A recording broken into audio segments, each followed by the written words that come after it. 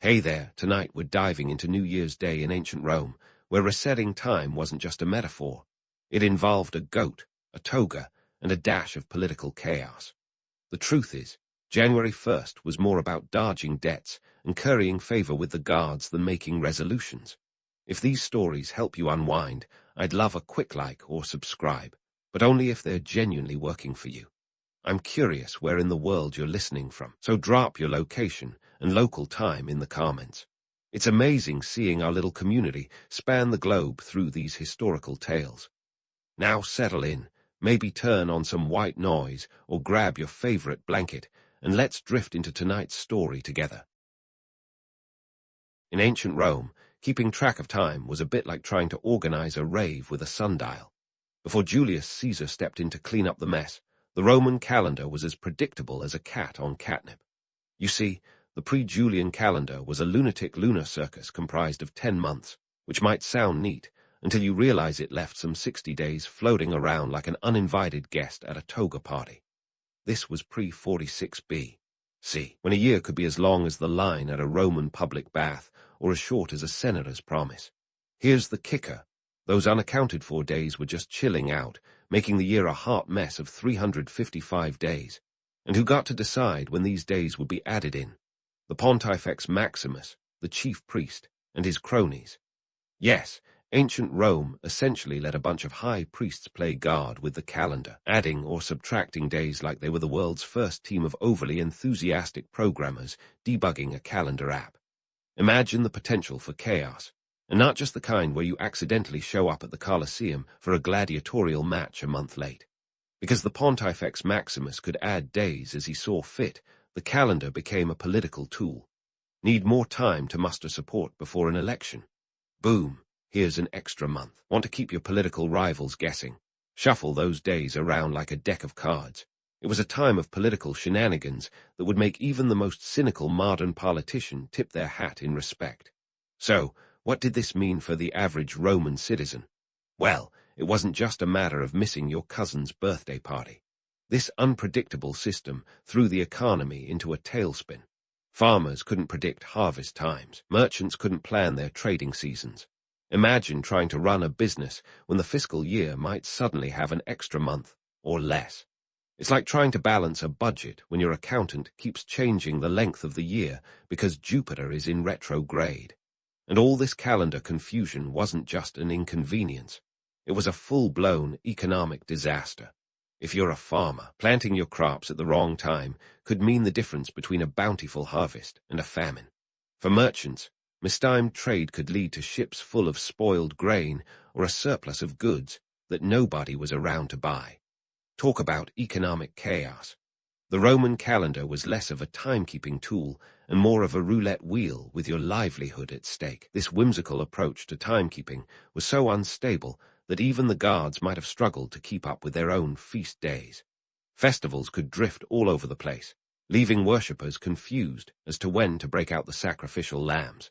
Citizens never quite knew when to celebrate Saturnalia or when they might inadvertently offend a deity by missing their feast day. It's like trying to celebrate Christmas in July, but worse, because if you got it wrong, you might just end up on the wrong side of divine wrath. In the end, the Roman calendar before Julius Caesar was a maddening blend of celestial observations, priestly interventions, and political gamesmanship. The only thing predictable about it was its unpredictability. And while it might sound like a hilarious historical quirk now, for the Romans, it was a genuine headache, a reminder that time, much like power, was something constantly up for grabs.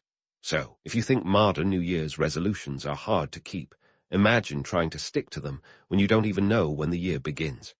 Enter Julius Caesar, the man who looked at Rome's chaotic calendar and thought, "This is a bit of a dog's breakfast, isn't it?"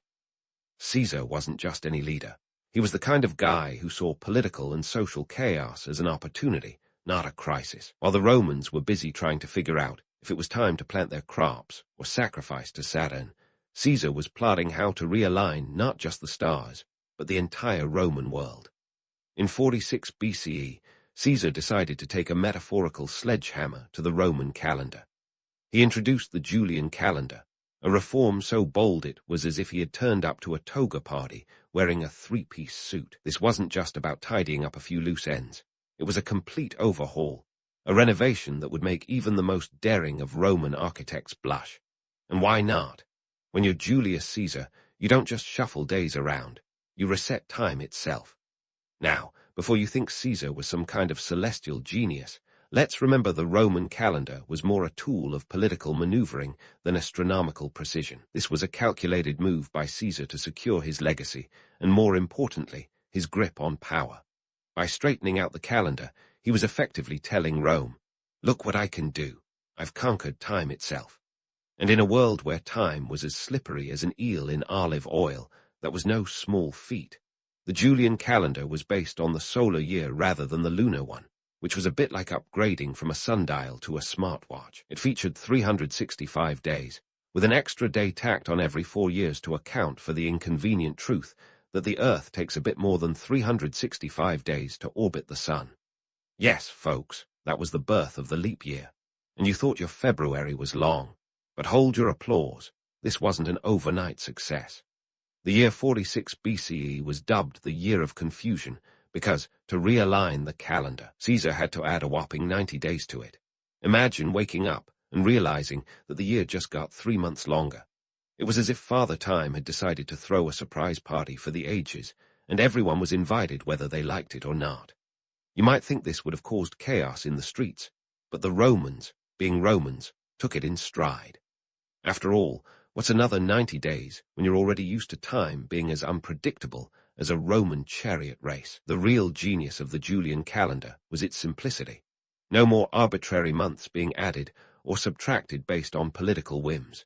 It was a system designed to bring order out of the chaos, like a well-organized legion marching in formation. Of course, Caesar's calendar reform wasn't just about tidying up the astronomical mess. It was a political power play that would make even the most seasoned Machiavellian strategist nod in approval. By fixing the calendar, Caesar was effectively fixing a system that had been manipulated for decades. It was a move that secured his influence over Rome, ensuring that the Pontifex Maximus and his cronies couldn't just fiddle with the calendar to suit their own needs. Economically, this change was monumental.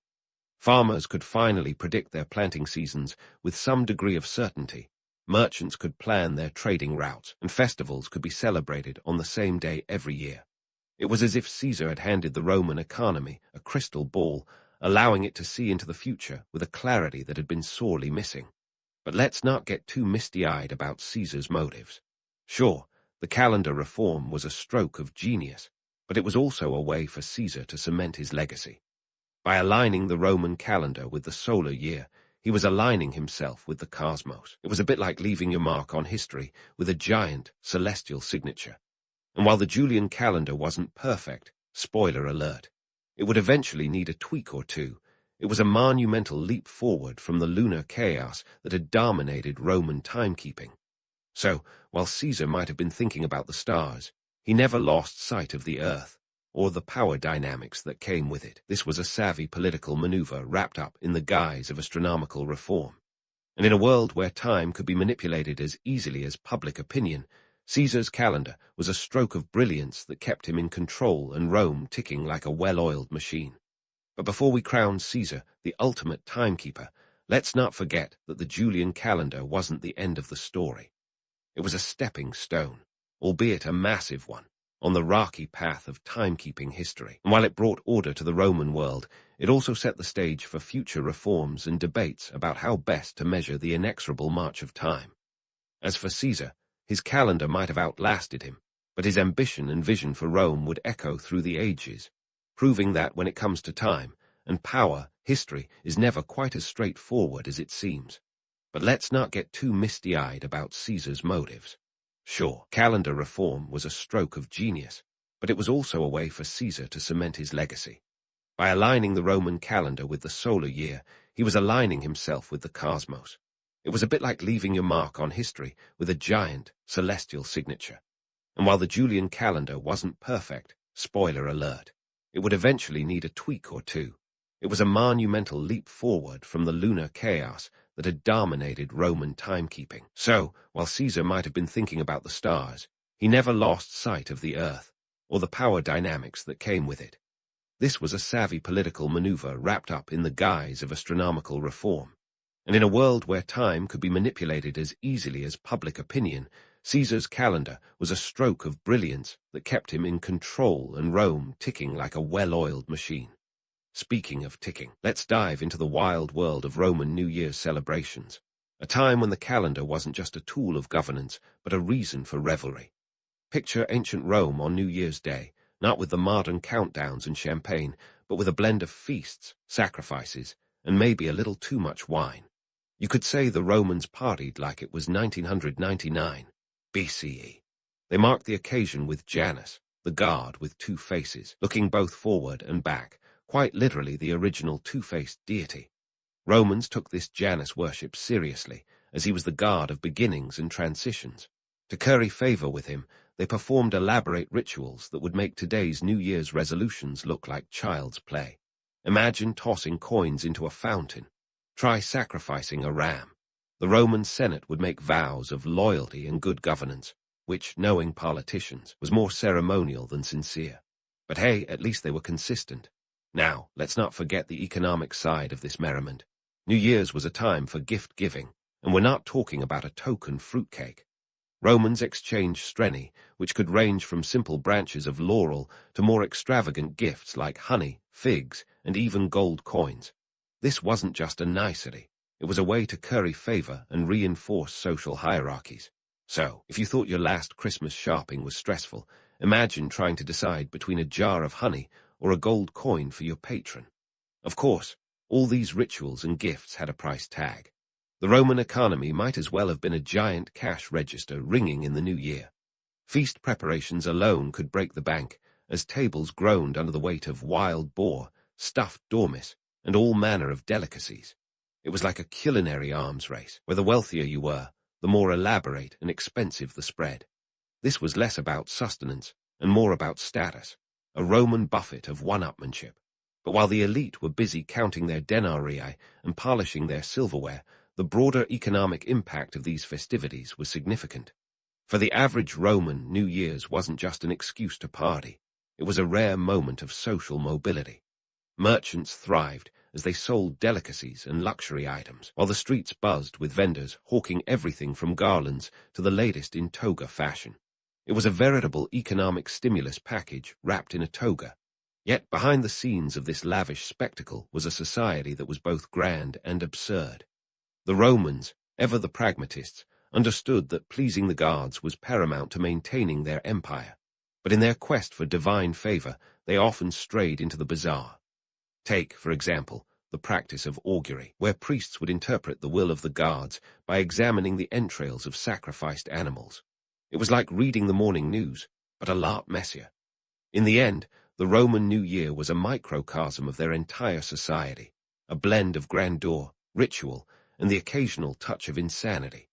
It was a time of both reflection and excess, where the lines between piety and indulgence were as blurred as a night of too much Falernian wine. And while the Romans might have had their eyes on the heavens, their feet were firmly planted in the realities of a world where time, much like power, was a commodity to be celebrated and controlled.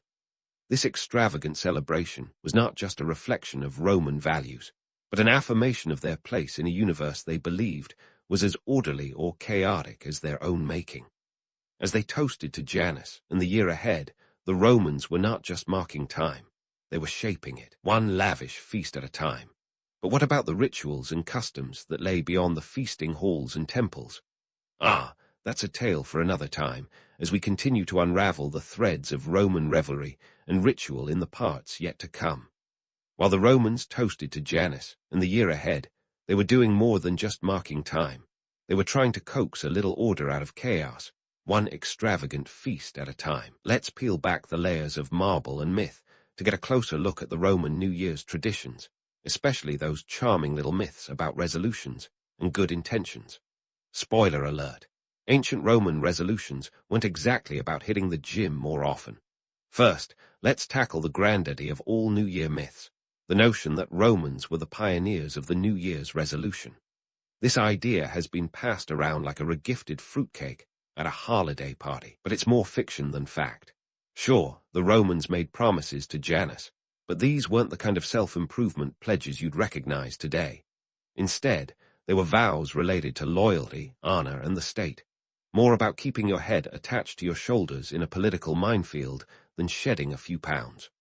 Romans would promise Janus that they'd be good citizens, which, given the backstabbing political scene, was a bit like promising to keep your toga clean while wading through a mud pit.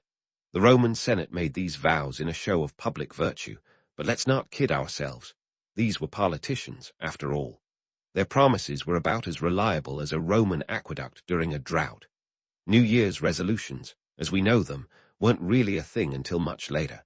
If anything, the Romans were more concerned with appeasing the guards and keeping their social status intact. Those New Year's gifts, or streni, were less about generosity and more about ensuring the guards wouldn't smite you for being stingy. Picture a Roman citizen handing over a jar of honey to a patron, not out of friendship, but to ensure a favorable nod from the divine powers. It was a bit like bribing your way into a deity's good graces, ensuring your name stayed off any celestial hit lists. And speaking of myths, let's not forget the romanticized idea that these rituals created a harmonious society where Romans lived in peace and prosperity. The truth, ancient Rome was a bit of a powder keg, politically speaking. The new year was a chance to reaffirm social order, not necessarily to celebrate it. Those vows of loyalty and governance. They were more about keeping the wheels of the Roman political machine greased than about any genuine sense of community spirit.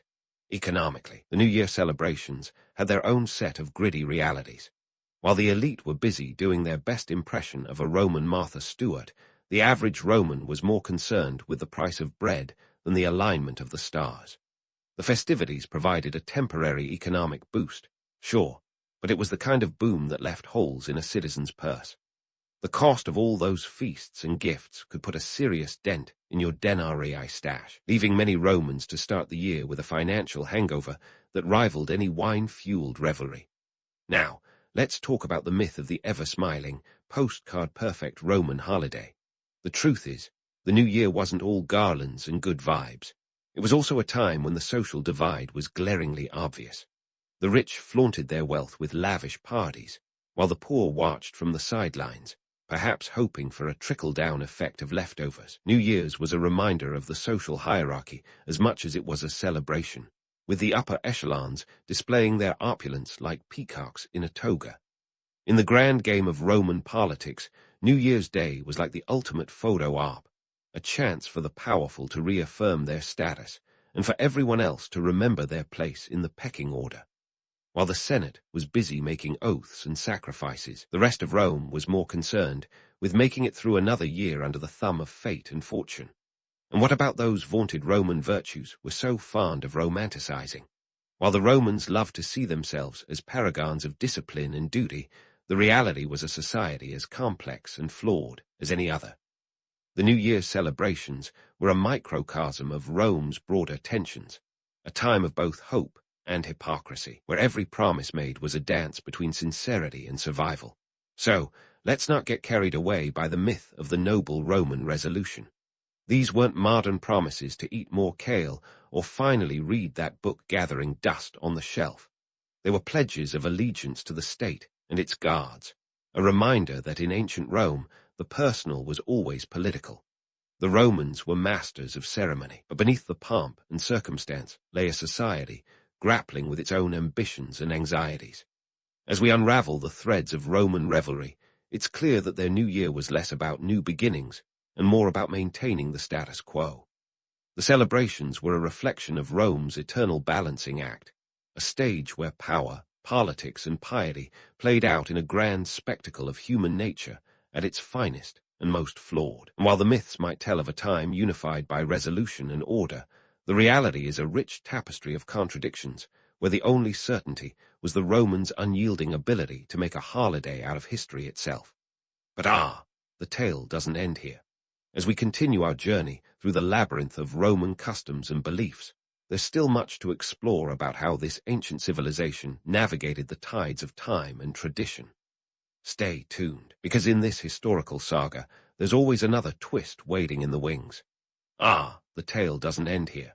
As we continue our journey through the labyrinth of Roman customs and beliefs, there's still much to explore about how this ancient civilization navigated the tides of time and tradition. Stay tuned, because in this historical saga, there's always another twist waiting in the wings. Now, let's pivot to the enduring legacy of the Julian calendar and how this Roman attempt at cosmic order has echoed through the ages like a stubborn earworm. Julius Caesar's calendar reform wasn't just a historical footnote.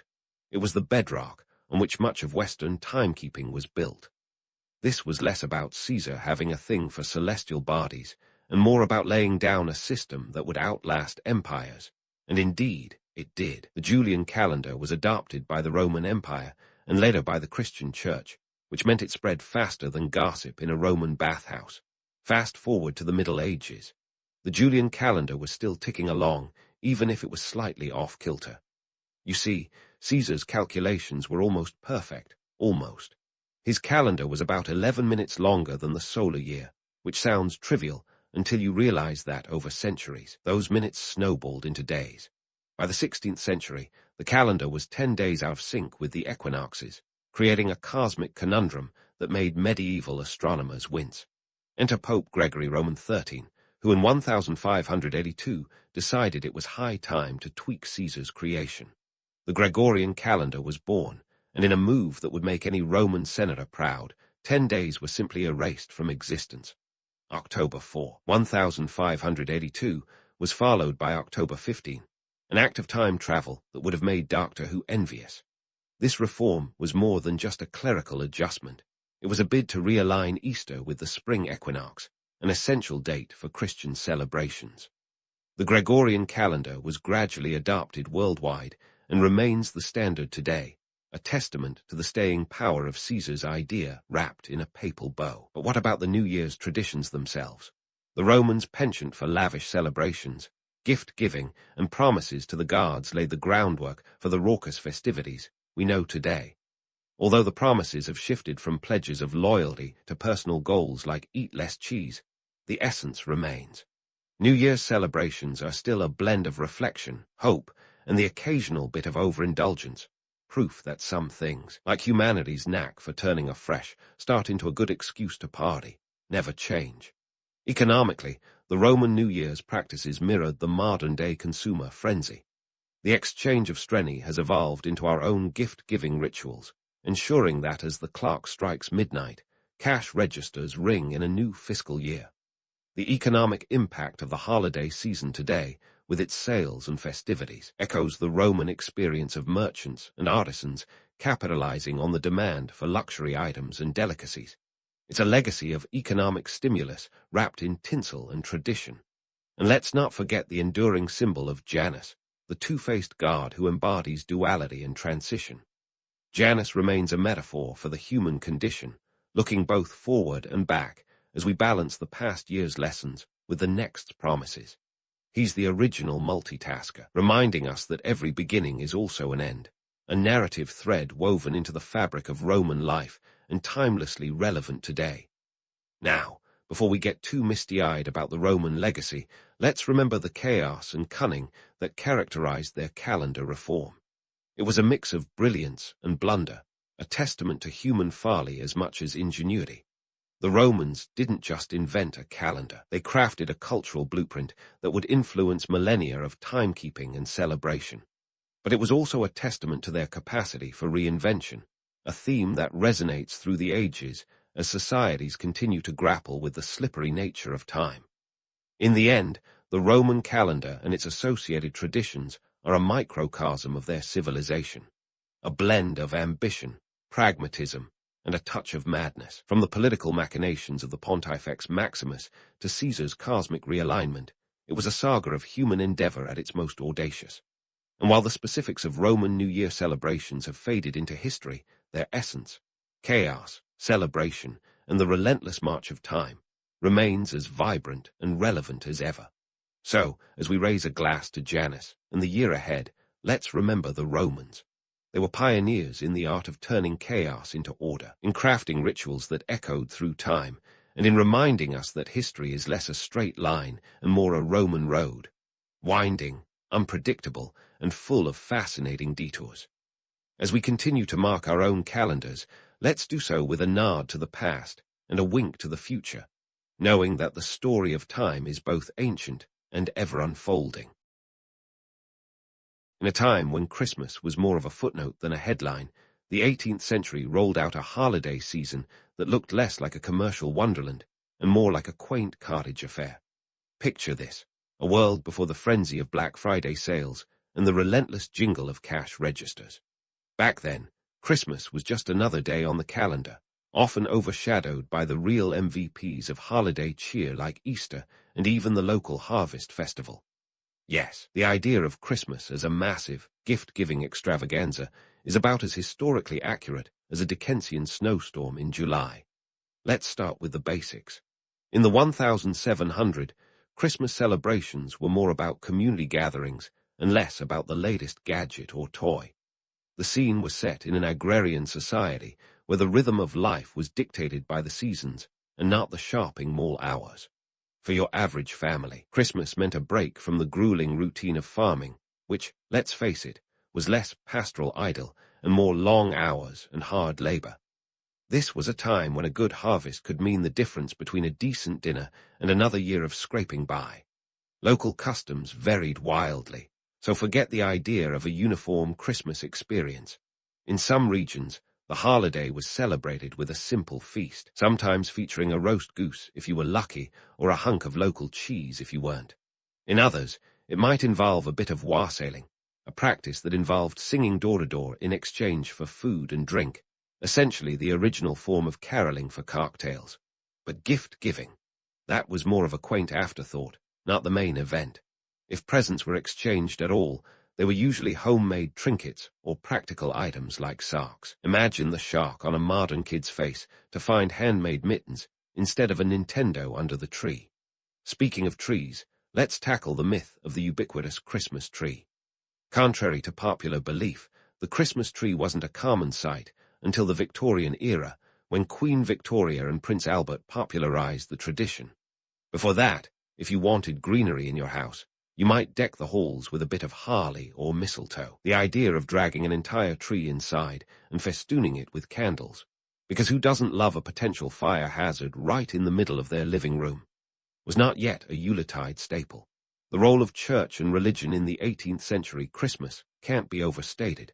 While today we might sing Silent Night without a second thought, back then, attending a church service was a central part of the celebration for those who observed it. But even this had its regional variances.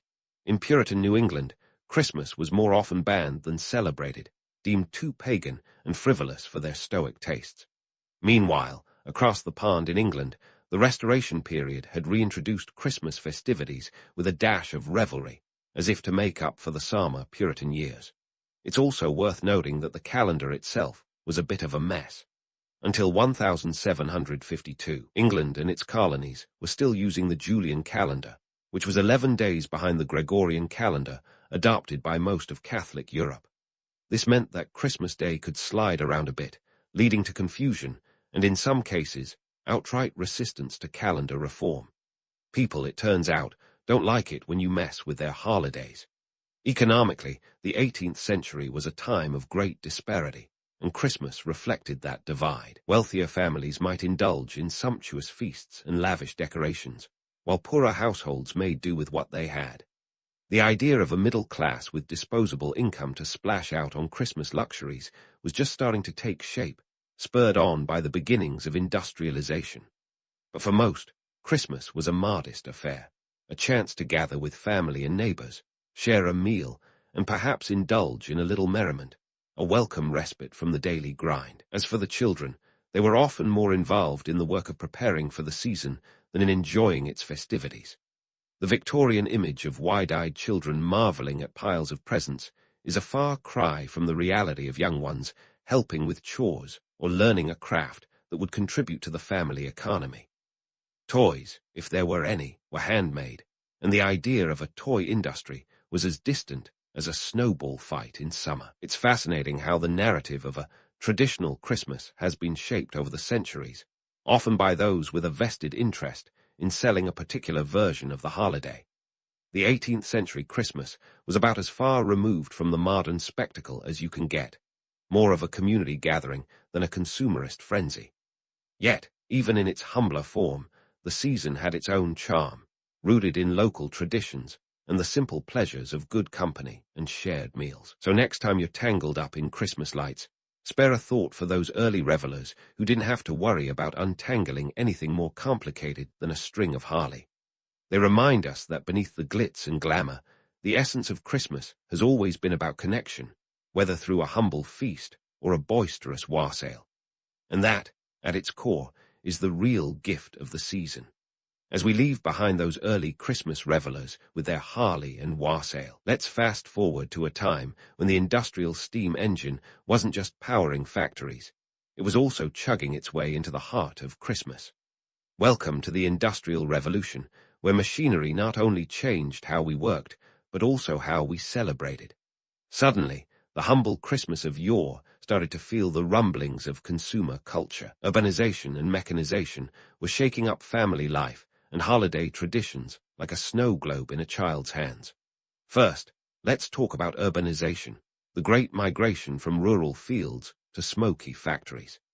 By the mid-19th century, cities like Manchester and Birmingham were bustling with workers drawn by the promise of steady work, and dare I say, a paycheck that didn't depend on whether the sheep were feeling cooperative. This shift from rural to urban living meant that families' rhythms changed dramatically. Gone were the days of agrarian predictability.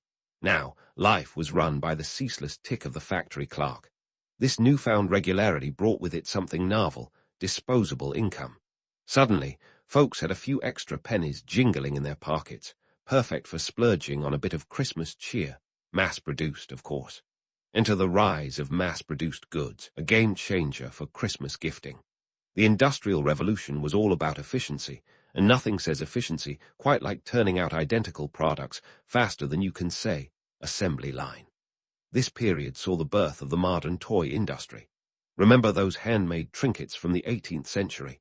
By the 1800, they were being replaced by shiny, mass-produced toys that could be churned out in a factory faster than Santa's elves could manage. Tin soldiers, rocking horses, and for the particularly affluent, clockwork toys became the must-haves for any self-respecting Victorian child.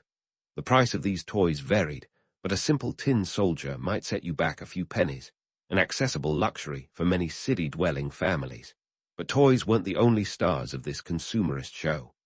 The Victorian era's obsession with Christmas cards deserves its own spotlight. Sir Henry Cole, a man with a name as British as crumpets and tea, introduced the first commercial Christmas card in 1843. It featured a merry scene of holiday revelry, complete with a family toasting the season. The card was an instant hit, and within a few decades, sending Christmas cards became a national pastime. These cards sold for £1 each, which was an investment for the average worker, but the novelty was irresistible. By the 1880, the British postal system was handling over 11 million cards during the holiday season. That's right, 11 million. And you thought modern holiday postage was a chore. Now, let's take a moment to debunk the notion that this period was all about idyllic family gatherings and harmonious holiday cheer.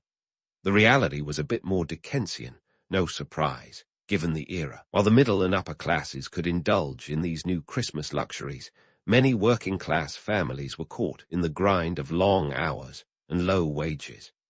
The increased focus on consumerism meant that there was mounting pressure to provide the perfect Christmas, even if it meant stretching the family budget to its breaking point. The romantic image of a bustling Christmas market filled with joyous shoppers often glosses over the economic disparities and harsh working conditions that made such scenes possible.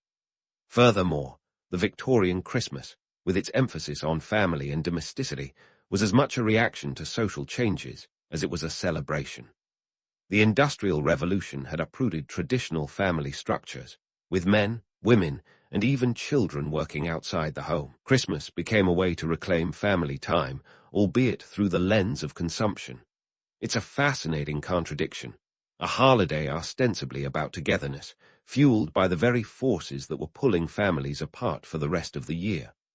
The Christmas tree, a symbol we take for granted today, was itself a product of this era, popularized by Queen Victoria and Prince Albert. Because nothing says trendsetter like a royal decree, the Christmas tree became a must-have for Victorian households. By the late 19th century, the sight of a tree bedecked with candles, ornaments, and even small presents was commonplace, though for many families, the tree's grandeur was limited by budget constraints.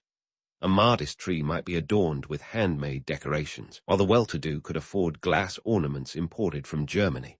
It's easy to romanticize this period as the golden age of Christmas, but let's not forget the undercurrents of class struggle and economic inequality.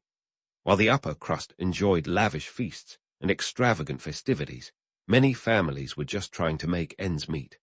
The stark contrast between the haves and the have-nots was as visible during the holidays as it was during the rest of the year. Yet, it was this very disparity that fueled the growth of Christmas as a consumer event, as those with means sought to outdo each other in displays of wealth and generosity. So, as the gears of industry turned, so too did the wheels of social change, reshaping Christmas into something both familiar and foreign to our modern sensibilities. The holiday was becoming an amalgamation of old traditions and new innovations, a melting pot of cultural influences stirred by the relentless march of progress.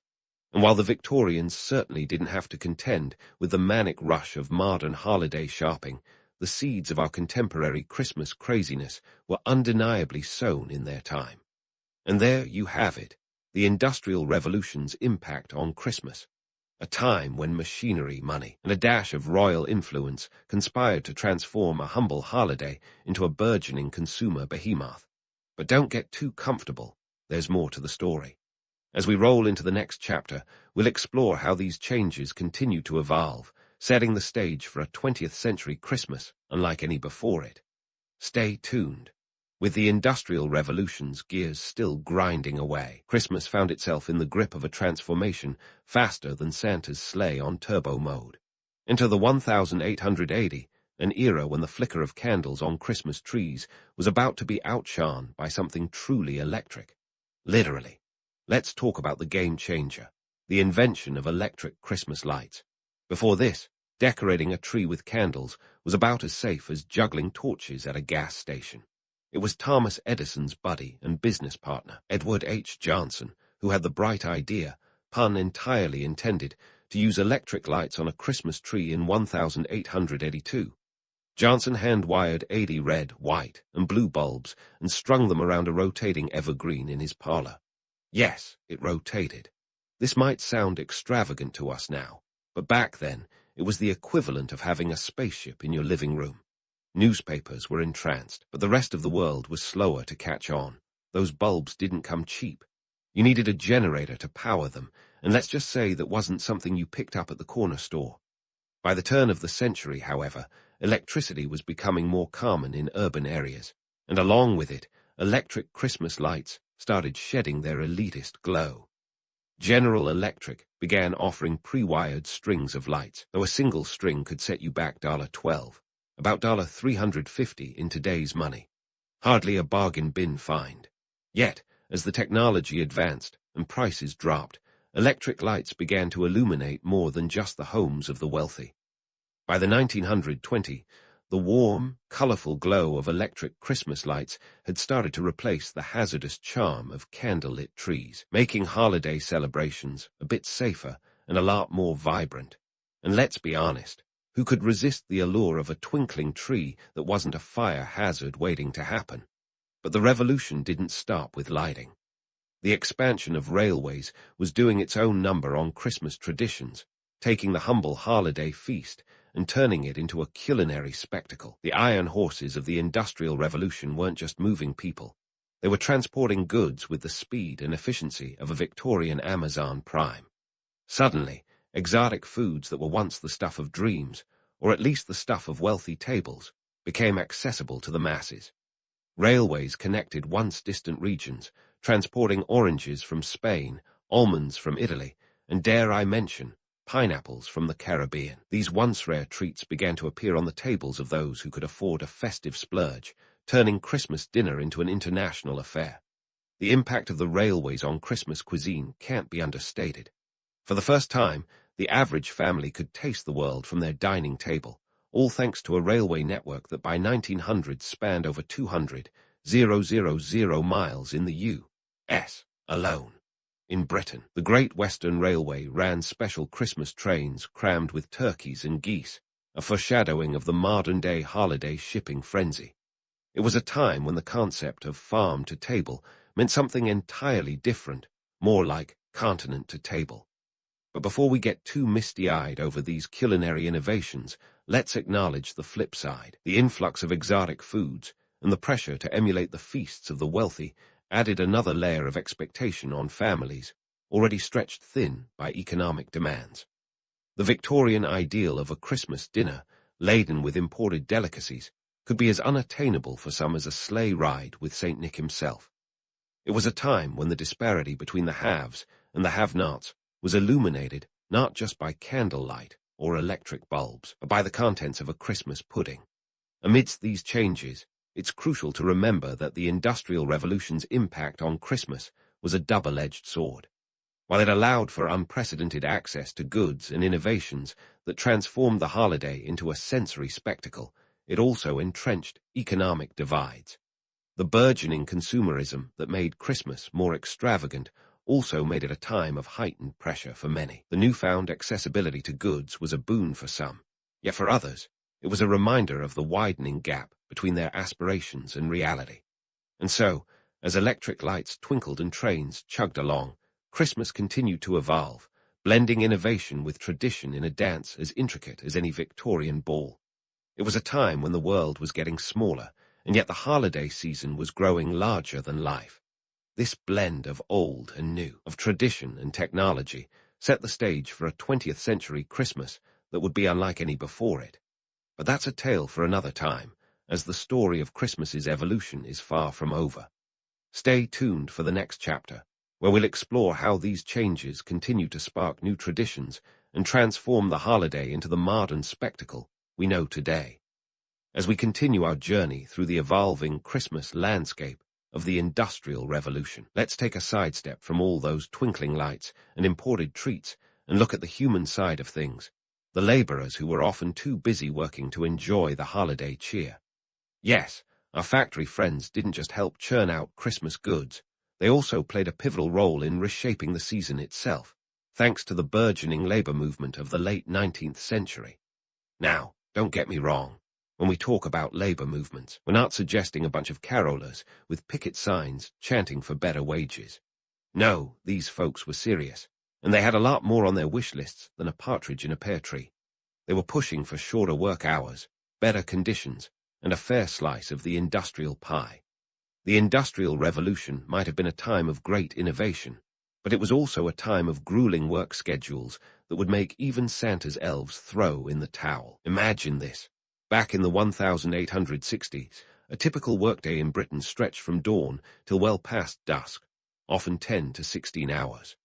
I don't know about you, but that's enough to make anyone want to tell their boss to stuff it with the Christmas turkey. But thanks to the relentless efforts of labor unions, by the 1870s, the 10-hour workday was becoming more common, and by the 1880s, some workers were even enjoying the luxury of an 8-hour day. These changes were no small potatoes. They fundamentally altered how families could spend their time, especially during the holiday season. With more reasonable hours came the opportunity for workers to actually partake in the festivities. Christmas Day was slowly morphing from a single day off into a more extended holiday period. By the end of the 19th century, Boxing Day, December 26th, was officially recognized as a public holiday in England. This meant that the working classes could finally enjoy a 2-day break, a far cry from the single day of rest they had before. Families could gather, share meals, and even dare to dream of a few leisure hours to enjoy those mass-produced toys and trinkets. But let's not get too carried away with visions of sugar-plum fairies and happy families. The reality was often more complex. While some workers enjoyed these newfound freedoms, others were still trapped in the relentless grind of factory life, particularly those in less regulated industries and regions. The disparity between those who could afford to take time off and those who couldn't was stark. It was a Dickensian world, after all, full of both great expectations and grim realities. Labor movements weren't just about securing a few extra hours of leisure. They were also about dignity and respect for workers. This quest for fair treatment dovetailed with the growing notion of Christmas as a time for goodwill and charity. Philanthropy was becoming fashionable among the upper classes. Think Ebenezer Scrooge's transformation, but without the ghostly interventions. Wealthy philanthropists and organizations began to see Christmas as an opportunity to extend a hand to the less fortunate, echoing the sentiments of the burgeoning social gospel movement, which emphasized social justice and the moral responsibility of caring for the poor. The Salvation Army, founded in 1865, was a pioneer in this arena, launching its first Christmas appeal in 1891 in San Francisco.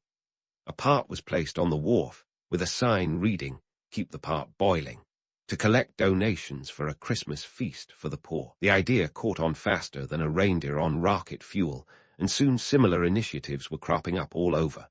By the early 1900s, the Salvation Army was serving Christmas dinners to thousands of the needy across the United States. These efforts were part of a broader trend that saw Christmas becoming a season of charity and goodwill, not just for the wealthy, but for society as a whole. This wasn't just about feeling good during the holidays. It was a response to the very real social issues exacerbated by industrialization, poverty, inequality, and the harsh realities of urban life. Charitable acts and community events helped bridge the gap between the classes, even if just for a moment, and made the holiday season a bit brighter for those who needed it most. But in true Victorian fashion, there was a certain paternalism to these charitable efforts. The upper classes often saw themselves as benevolent overseers distributing goodwill to the deserving poor. It was a time of both genuine generosity and a drive to maintain social order through acts of charity. Think of it as a kind of moral band-aid, a way to address the symptoms of inequality without tackling the root causes.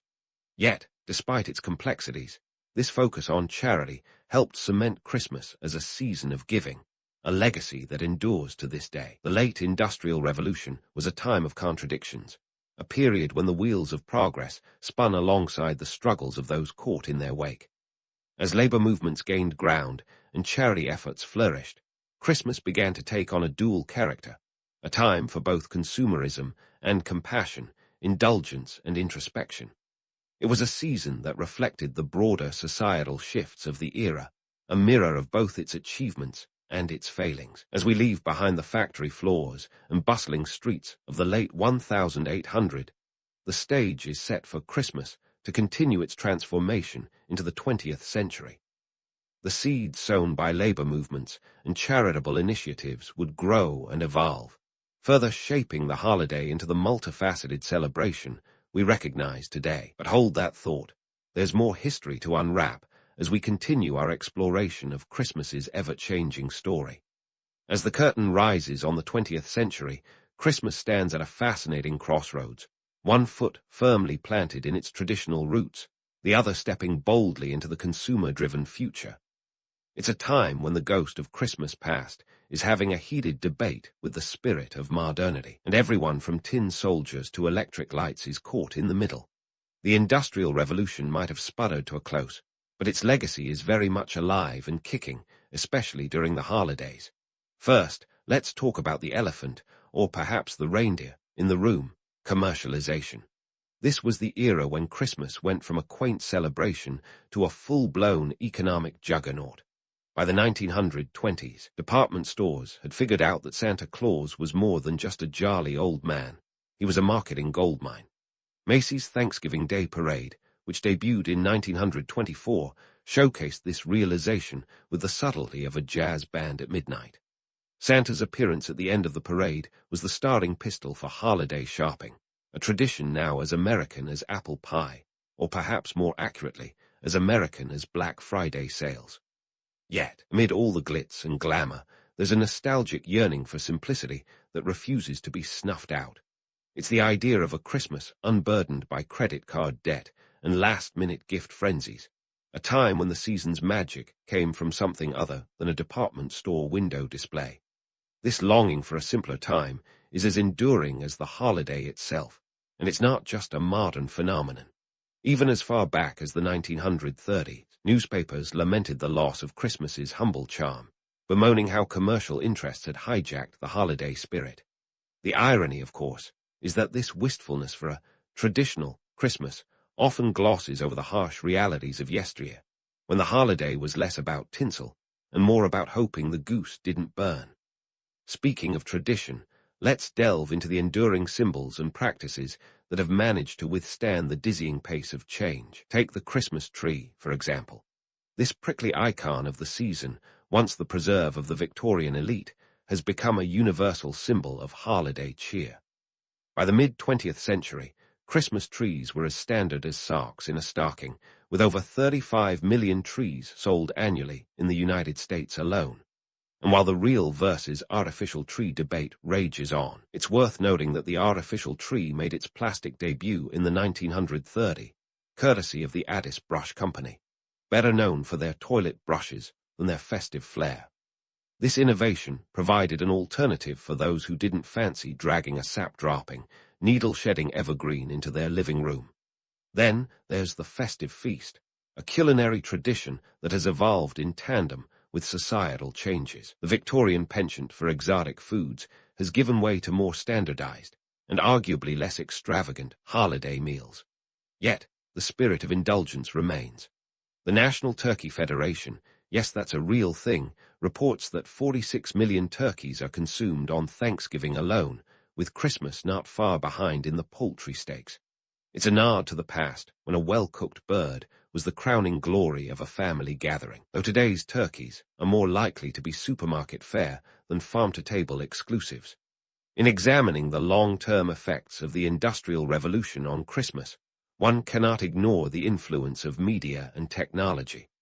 The mid-20th century saw the rise of the holiday movie and TV special, cultural touchstones that have become as much a part of Christmas as mistletoe. From the heartwarming It's a Wonderful Life in 1946 to the animated charm of A Charlie Brown Christmas in 1965, these productions have shaped our collective holiday imagination. They provide a shared narrative, a common vision of what Christmas should be, complete with snow-dusted streets and heartwarming resolutions, all while conveniently glossing over the fact that Hollywood is in Los Angeles, where a white Christmas is about as likely as a snowstorm in the Sahara. But perhaps the most profound legacy of the Industrial Revolution on Christmas is not found in the glittering storefronts or the twinkling lights, but in the very fabric of our consumer habits. The holiday season now accounts for a significant portion of annual retail sales, with Americans spending over $1 trillion during the holiday season as of recent years. This consumer frenzy is not just about gift-giving. It's a reflection of the broader societal shifts towards a market-driven economy where identity and status are often tied to what we buy and give. Yet, amidst the hustle and bustle, the core essence of Christmas remains surprisingly resilient. The holiday is still a time for connection, for family gatherings, and for moments of reflection amid the chaos. It's a testament to the human capacity for adaptation and the enduring power of tradition. For all the changes that have swept through the holiday season over the centuries, the basic tenets of goodwill and generosity remain at its heart, even if modern expressions of these sentiments come wrapped in more packaging than ever before. As we wrap up our historical sleigh ride through Christmas's industrial evolution, it's clear that the holiday is a complex tapestry woven from threads of both the past and present. The Industrial Revolution, with all its innovations and upheavals, reshaped Christmas in ways that continue to resonate today. It's a season that has managed to remain both timeless and ever-changing, a reflection of the broader human story. And as you untangle those Christmas lights, or sample that store-bought eggnog, remember that each tradition, however commercialized, is a link in a long chain of holiday history. So there you have it, the tale of how the Industrial Revolution, with its steam-powered engines and assembly lines, left an indelible mark on Christmas. It's a story of transformation and tradition, a reminder that behind every glittering bauble and festive feast lies a rich tapestry of history. And whether you're a fan of the modern spectacle or a lover of simpler times, one thing is certain. Christmas, like history itself, is a story that never stops unfolding. So here you are, standing in the shadow of a feudal Japanese castle, a place where ancient architecture meets the audacity of historical power plays. These castles are more than just pretty stonework. They are the medieval equivalent of a high-tech security system and a showy sports car rolled into one. The bigwigs of the Sengoku period didn't just build these fortresses for defense. They were making a statement. Think of it as the ultimate, my castle is bigger than yours flex. Now, let's talk about the actual hunk of stone and wood towering above you. These castles were built with strategic genius. Perched on hills, surrounded by moats, these stone giants were the ancient samurai way of saying, approach at your own risk. And why not?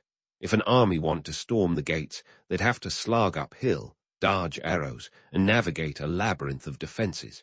It's a medieval version of a video game on nightmare difficulty. But here's the rub. These castles didn't come cheap. We're talking construction costs that could run up to a ridiculous 500,000 koku. Now, if you're wondering what in the world a koku is, imagine enough rice to feed one person for a year. Multiply that by 500,000, and you've got yourself a castle budget. This wasn't just rice money. It was an economic statement, a declaration of wealth and influence. You could say these castles were the original high-stakes real estate investments. However, these fortresses weren't just military outposts. They were buzzing hubs of economic activity. Within those imposing walls, you'd find bustling markets, artisans crafting goods, and a whole microcosm of feudal society. It was a place where samurai, merchants, and peasants rubbed elbows, each with their own agenda, but all under the same roof. Literally, the castles were like ancient economic engines, driving commerce and culture in equal measure. Politically, castles were the ultimate power move. If you owned a castle, you commanded respect, loyalty, and let's be real, a bit of fear. Daimyos, the feudal lords, used these castles to solidify their power and keep the competition at bay. It was less about how many swords were in your armory and more about how many walls were between you and your enemies. The castles were a political chessboard, each stone a piece in a larger strategy designed to keep rivals guessing and subjects in line. And let's not forget the myth-busting reality check. While we love to romanticize these fortresses as glorious abodes of noble samurai, the truth was a tad less glamorous. Life inside those walls could be cramped and cold. The romance of a castle is all well and good until you're huddled in a drafty room, wondering if the enemy's next siege might involve something more than just harsh language. So, as you stand here, gazing up at those imposing walls, remember that these castles were more than just architectural marvels. They were complex ecosystems of power, economy, and society. They're a reminder that in feudal Japan, the walls of a castle weren't just about keeping people out. They were about keeping the right people in. Welcome to the world of feudal fortresses, where every stone tells a story, and every story is a testament to human ambition and ingenuity. While the castles themselves were architectural celebrities, let's not forget the real stars of the show, the samurai. These guys were the original multitaskers, balancing more roles than an overworked office worker. Sure, we love to imagine them as stoic warriors, always ready to leap into battle with their trusty katana. But that's only half the story. These guys were more than just sword-swinging heroes. They were the backbone of administrative life in the castle. Think of them as medieval middle managers, if you will. Let's start with the nitty-gritty. When they weren't practicing their swordplay or contemplating the finer points of Bushido, samurai were knee-deep in paperwork. Tax collection, check. Law enforcement, double check. These guys were the ones making sure the daimyo's coffers were full, and that order was maintained inside the castle walls. Picture them as the IRS and the local sheriff rolled into one, only with more armor and slightly fewer pleasantries. When it came to taxes, it wasn't always about money. Often it was about rice. Everything revolved around rice. After all, a koku, the amount needed to feed one person for a year, was the currency of the realm, and nothing got done without it. But here's the kicker. Life for the samurai wasn't exactly the glamorous existence you might think. Forget the sprawling, palatial estates of nobility. These guys lived in quarters that were more cramped than a Tokyo apartment. Imagine sharing a small room with your fellow samurai, your swords, and not much else. Privacy. That's cute. It was a luxury they couldn't afford. Most samurai lived in rows of narrow houses that lined the castle grounds, each room a testament to minimalist living long before it became a lifestyle trend. And let's talk about the diet. Romantic visions of noble banquets? Not quite. These warriors subsisted on a rice-heavy diet that would make even the most ardent carb lover cringe. Rice, pickled vegetables, maybe some fish if you were lucky. It was functional, sure, but hardly the feast you'd expect for a warrior class. The truth is, these samurai were more likely to be worried about their rice supply than the next epic meal. Even with these less-than-ideal living conditions, the samurai maintained an air of discipline and loyalty. The Bushido Code wasn't just a guide for battle, it was a way of life. It dictated their every action, from how they handled disputes to how they responded to failures. And failure wasn't just frowned upon, it could be fatal. Harakiri, or seppuku, was the ultimate consequence of dishonor, a grim reminder that the samurai code was a double-edged sword, much like their katanas. Now, here's where it gets really interesting. Despite these harsh realities, or maybe because of them, the samurai found ways to thrive. They weren't just warriors, they were also poets, artists, and philosophers. The very same hands that wielded a sword could just as easily brush ink across a scroll, crafting haikus that would make the modern Instagram poet swoon. When you're living in close quarters with a steady diet of rice and responsibility, maybe that kind of creative outlet is a necessity. Their dual life as both warriors and administrators made them indispensable to the feudal system. They were the glue holding everything together, ensuring that the daimyo's plans were executed and that the castle remained the center of power it was meant to be. The samurai were, in essence, the beating heart of the feudal machine. And yet, we can't ignore the tension between their legendary status and the gritty reality of their daily lives. The mythos of the samurai as noble warriors is seductive, but it glosses over the fact that they were often overworked, underfed, and always under pressure to perform. It's a tale as old as time, the allure of the legend versus the truth of the grind. As you mull over the duality of the samurai life, remember this: they were far more than just the sum of their armor and swords. They were complex individuals navigating a world that demanded both martial prowess and bureaucratic acumen.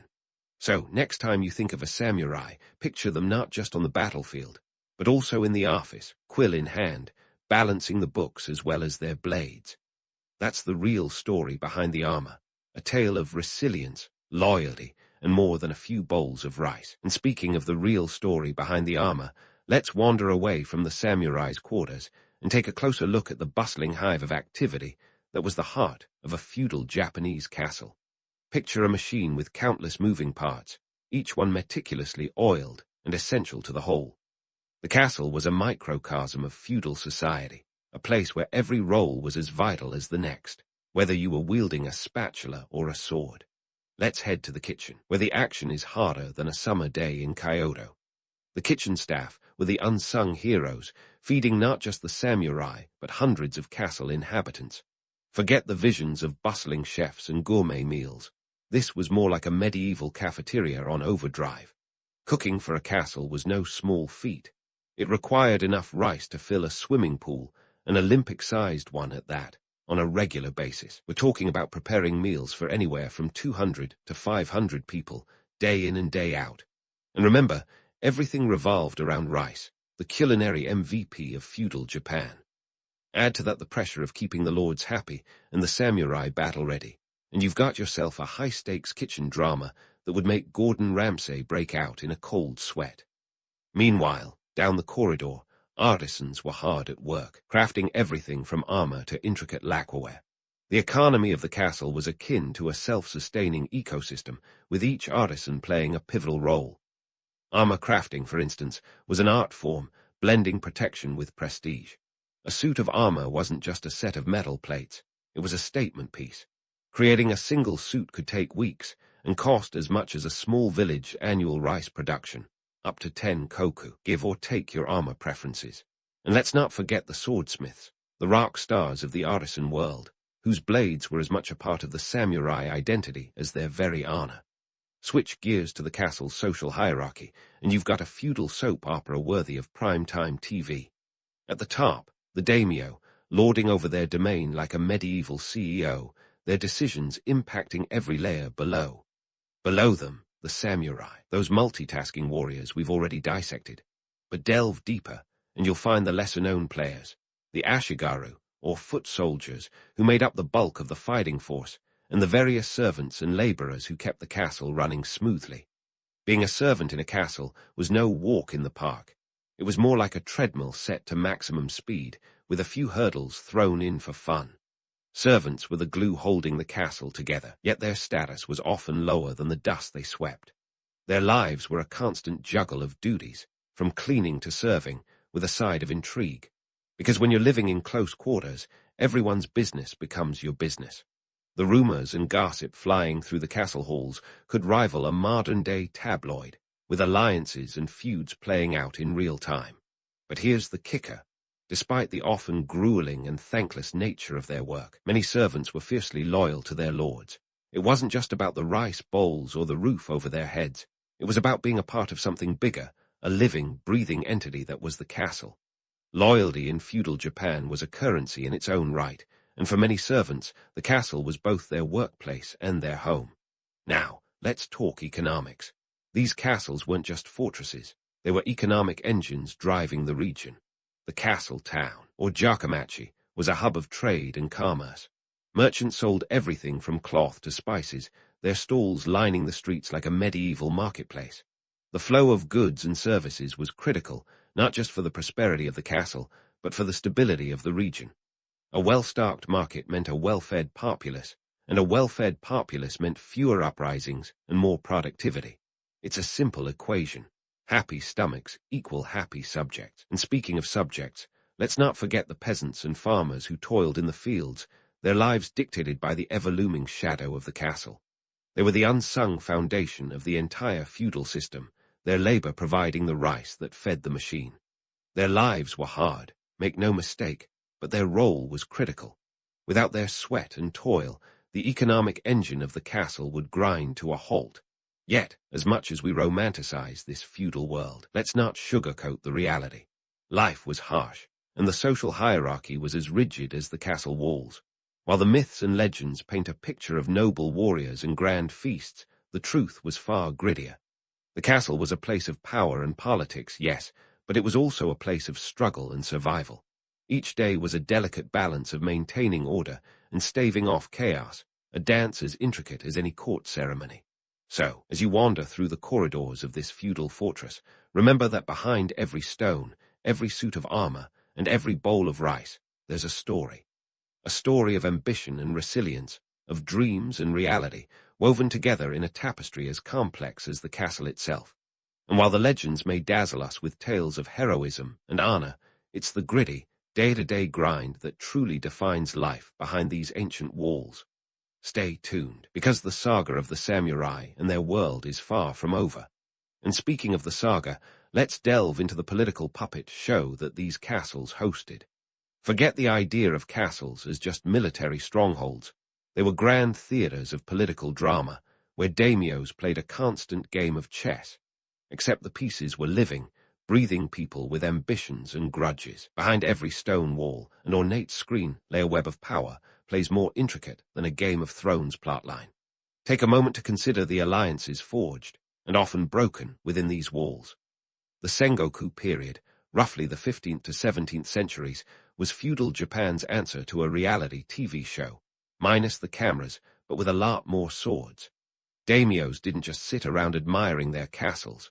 They were busy plotting their next move. Marriages, for instance, were less about romance and more about strategic mergers.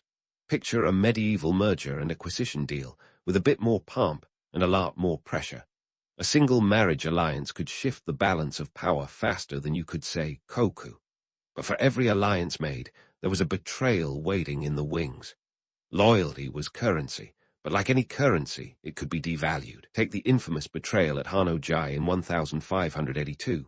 Oda Nobunaga, the ambitious daimyo who came close to unifying Japan, was betrayed by one of his own vassals, Eichai Mitsuhide. Nobunaga was forced to commit seppuku, and the event sent shockwaves through the political landscape.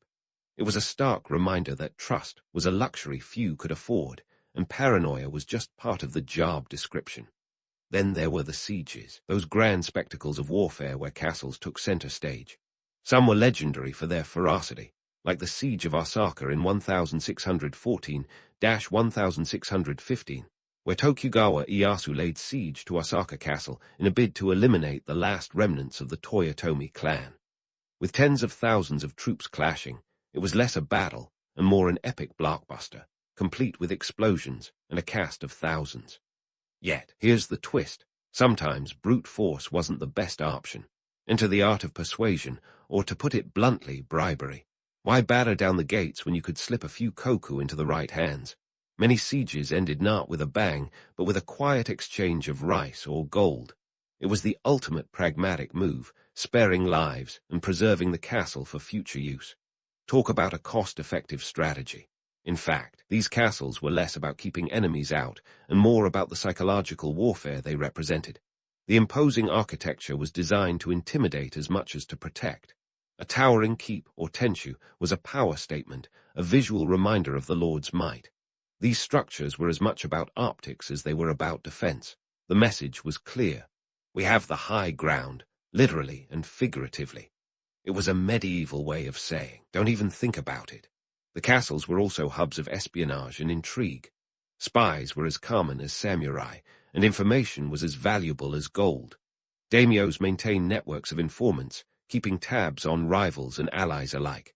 It was a cloak-and-dagger world where knowledge was power, and a well-placed piece of intel could turn the tide of a conflict or end it before it even began.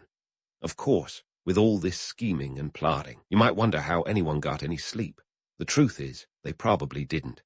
Daimyos and their retainers were constantly on edge, their dreams haunted by visions of betrayal and conquest.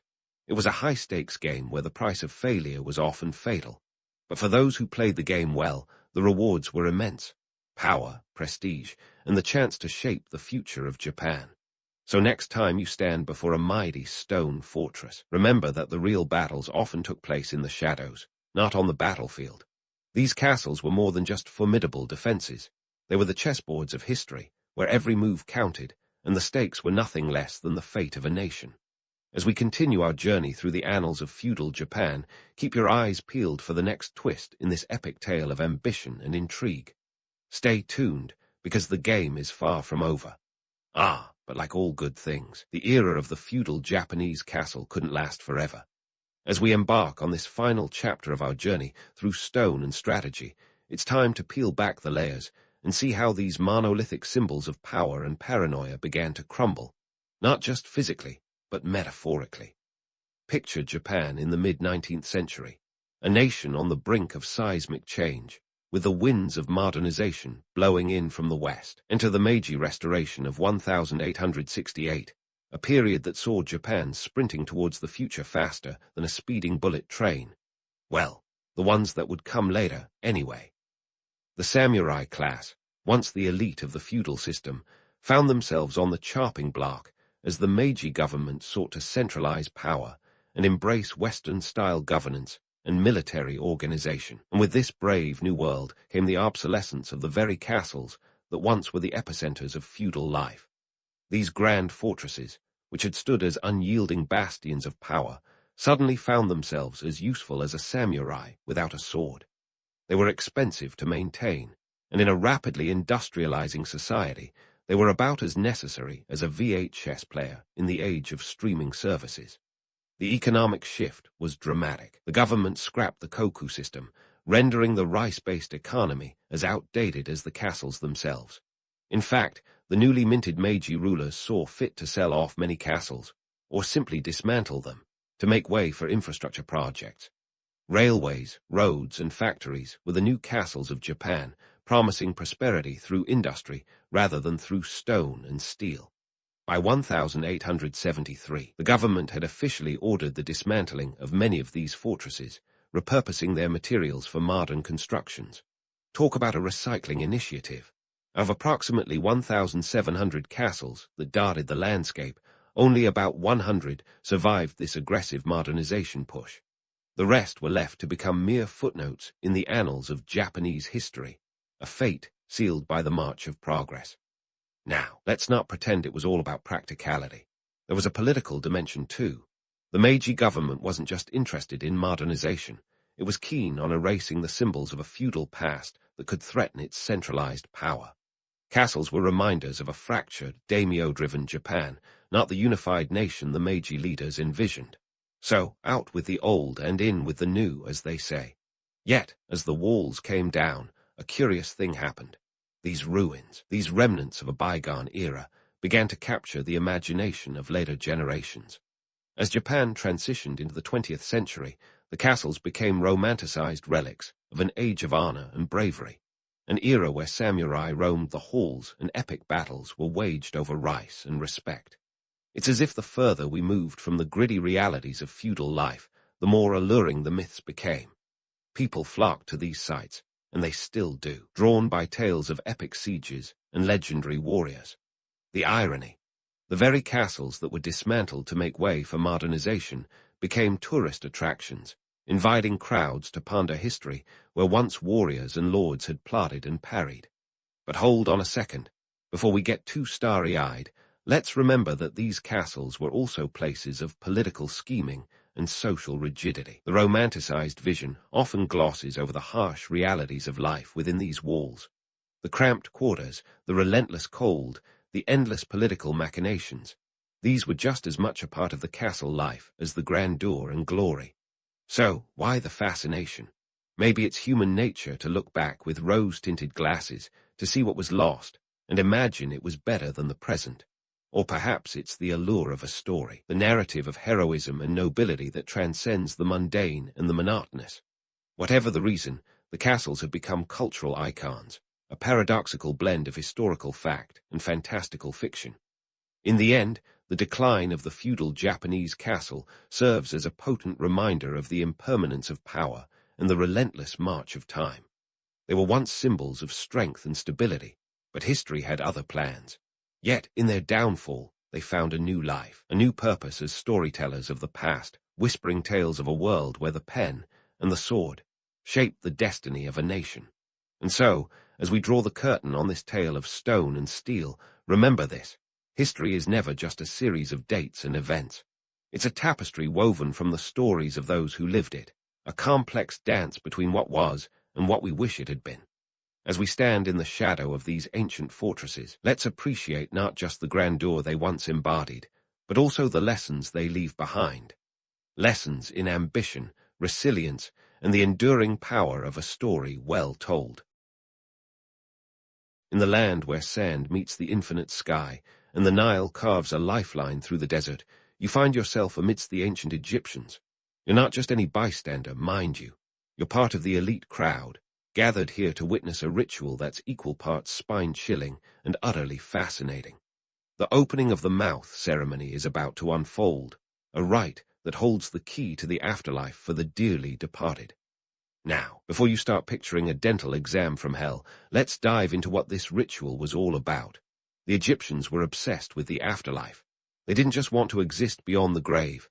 They wanted to live, eat, drink, and rant about the price of papyrus, just like they did on Earth. The opening of the mouth ceremony was their ticket to this eternal party. Imagine, if you will, a priest holding an adze, a tool that looked like a cross between a boomerang and a can opener. This wasn't just any priest, though. He was dressed as Anubis, the jackal-headed god of embalming. Why the jackal? Because nothing says, "Trust me, I know my way around a dead body," like a guy with a canine cranium. Now, here's where it gets interesting. The ceremony wasn't just some creepy puppet show for the dead. It was believed to magically restore the senses of the deceased. Without it, the soul couldn't partake in the afterlife's all-you-can-eat buffet. The logic was that if the mouth was open, the deceased could eat, speak, and breathe, vital activities in any dimension. And talk about commitment. This ritual wasn't a quick fix. It could take days, involving recitations of spells and symbolic gestures, all to make sure Uncle Ramses didn't miss out on eternal hors d'oeuvres. The specifics of the ritual are as complex as the hieroglyphs they're recorded in. Each gesture had a purpose, each tool a meaning. The adze, for instance, was often made from meteoric iron, known as iron from the sky. Talk about cosmic significance. This wasn't just a case of picking up the nearest sharp object. The Egyptians believed that using celestial materials would bring divine energy to the whole operation. What a way to make sure your afterlife VIP pass was properly activated. But let's not get too carried away with the mystical. As much as the Egyptians were about spiritual journeys, there was a fair bit of ancient PR involved. The opening of the mouth was a public spectacle. It was a way for the rich and powerful to flex their spiritual muscles and reassure the peeps that they were in control of life, death, and whatever came after. It's like today's social media, but with fewer selfies and more mummification.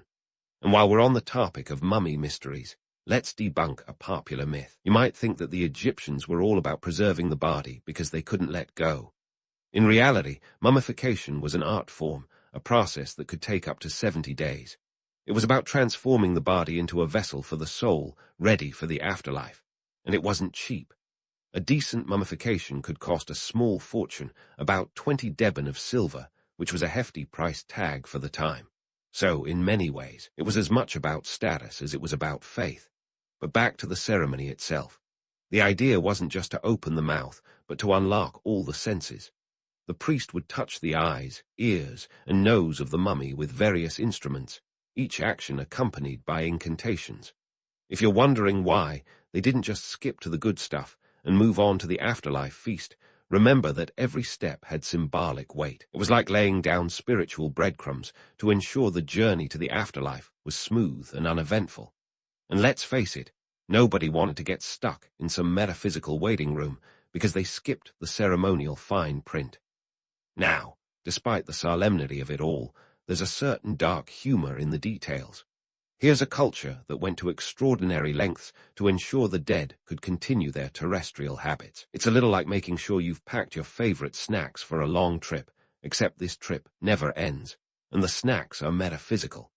And while we can't ask the Egyptians directly how much of this was genuine belief versus going through the motions to keep up appearances, the sheer effort involved suggests a bit of both.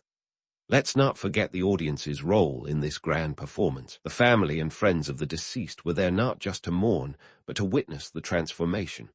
The ceremony was a moment of closure, a time to say goodbye, and a way to ensure the deceased's legacy lived on.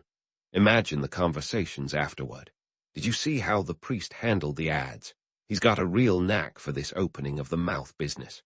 In the end, the opening of the mouth was more than just a quirky ritual. It was a testament to the Egyptians' intricate beliefs and their refusal to let death have the last word. It was about ensuring the deceased could continue their existence beyond the grave, a cultural obsession that has left its mark on history. And while we can chuckle at the oddities and marvel at the dedication, there's an underlying respect for a civilization that took the afterlife as seriously as they took life itself. So next time you find yourself pondering the afterlife while sipping your morning coffee, spare a thought for those ancient Egyptians. They didn't just plan for the hereafter. They choreographed it with the precision of a Broadway show, complete with cosmic props and a jackal-headed leading man. Onward we go, from the elaborate dance of human mortuary rituals to the equally fascinating world of animal mummification. If you thought opening a human mouth for eternity's sake was peculiar, wait until you hear about the ancient Egyptians turning their beloved fauna into eternal keepsakes. Welcome to the world where cats, crocodiles, and especially ibises were wrapped up like ancient burritos and sent off to nibble on divine kibble in the afterlife. First up, let's talk numbers. The ancient Egyptians didn't just dabble in animal mummification.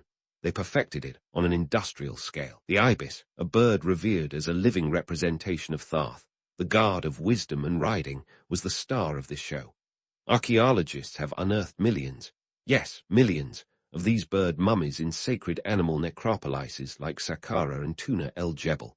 Imagine a vast warehouse, stacked to the rafters with mummified ibises, a veritable Costco of the afterlife. Now, why in Ra's name would they do this? Spirituality, sure, but there was a bit of economic savvy at play, too. Think of it as a bustling business venture, cloaked in sacred robes. Pilgrims would offer up these mummified creatures as votive gifts, hoping to curry favor with the gods. It's the ancient equivalent of lighting a candle in church, except your candle is a bird wrapped in linen that you purchased from the temple gift shop. This wasn't a cheap hobby either. The cost of an ibis mummy could range from a handful of copper debens to a small fortune, depending on the quality and complexity of the mummification. For the temples, it was a lucrative side hustle. The production of animal mummies required a workforce of embalmers, linen makers, and bird catchers, creating a thriving local economy that revolved around what could easily be termed the world's first pet cemetery business. And let's not forget the cats. The felines, worshipped and adored, were often mummified and offered to the cat goddess Bastet. You'd think that the domesticated cat's job would be done after keeping your granaries rodent-free, but no. For the ancient Egyptians, a well-wrapped kitty was the perfect offering to ensure Bastet's favor. Some estimates suggest tens of thousands of cat mummies were produced, a testament to the Egyptians' devotion and their readiness to part with their silver for a divine pat on the back. So, what's the takeaway here? Well, it seems that the ancient Egyptians were not just passionate about their spirituality, they were also savvy entrepreneurs. The temples essentially ran animal mummification factories, churning out bird and cat mummies like hotcakes, feeding a society's spiritual needs and its economic gears in one fell swoop. Talk about divine capitalism. But let's not get too cynical. The religious element was undeniably significant. In a world where the gods controlled the Nile's floods and the harvest's bounty, ensuring their favor with tangible offerings must have felt like a wise investment. Plus, there was a certain romance to it all, a belief that by preserving these creatures, they were ensuring a harmonious balance between the earthly and divine realms. Still, as with most things, there's a gritty reality beneath the sacred veneer. Not every mummy was a masterpiece. Some were hastily wrapped bundles, little more than a few bones and feathers, a testament to the volume-over-quality approach that probably hit during high-demand seasons. Picture a Black Friday rush, but with more feathers and fewer shopping carts. But let's not wrap this up just yet. There's more to dissect in this feathered frenzy. The sheer scale of animal mummification points to a complex supply chain that would make modern logisticians weep. Consider the coordination required to capture, transport, and preserve millions of creatures. It's a remarkable feat of organization and devotion, mixing reverence with a touch of the macabre. And let's not forget the crocodiles, those ancient river guardians. Mummified crocs ranging from hatchlings to massive adults have been discovered, often buried in elaborate tombs that rival those of human nobility. The crocodile god Sobek, with his fearsome teeth and protective aura, was a deity you didn't want to anger. Offering up a mummified crocodile was as much about appeasing a potentially dangerous deity as it was about venerating him. Here's where it gets even more intriguing. Recent scientific studies using CT scans and X-rays have revealed that not all mummies are what they seem. Some animal mummies are nothing more than elaborate fakes, containing mere sticks and stones wrapped to appear authentic. It's a lesson in ancient marketing, if you will, buyer beware, even in the realm of the divine. So, what can we glean from all this? The ancient Egyptians, with their fervent beliefs and enterprising spirit, created a ritual industry that was as much about the afterlife as it was about earthly affairs. They mummified animals by the millions, blending faith with commerce in a way that reflects humanity's timeless quest to appease the unknown while making a little profit on the side. As you ponder this ancient pet preservation practice, consider the world they lived in, a place where animals weren't just companions, but bridges to the divine. The ibis, the cat, the crocodile, each played their part in a grand cosmological narrative. Their mummified forms a testament to a civilization's devotion and ingenuity. And while today we may chuckle at the idea of a mummified bird serving as a divine text message, it's a reminder that the Egyptians were masters at weaving the sacred into the fabric of daily life. Stay tuned, because there's more to unwrap in this tale of ancient rites and rituals. We've only just begun to scratch the surface of the Egyptians' intricate world, a place where the spiritual and the practical danced hand in hand, leaving behind a legacy as enduring as the stones of the pyramids themselves. So, as we wrap up our feathered friends and their eternal slumber, it's time to stretch our legs and sprint over to something equally bizarre, but a tad more regal, the Hebsed festival. This ancient Egyptian shindig was no ordinary party. It was a jubilee for pharaohs, featuring a mark race that might as well have been the world's first presidential fitness test. Imagine, you're a pharaoh who's been on the throne for 30 years.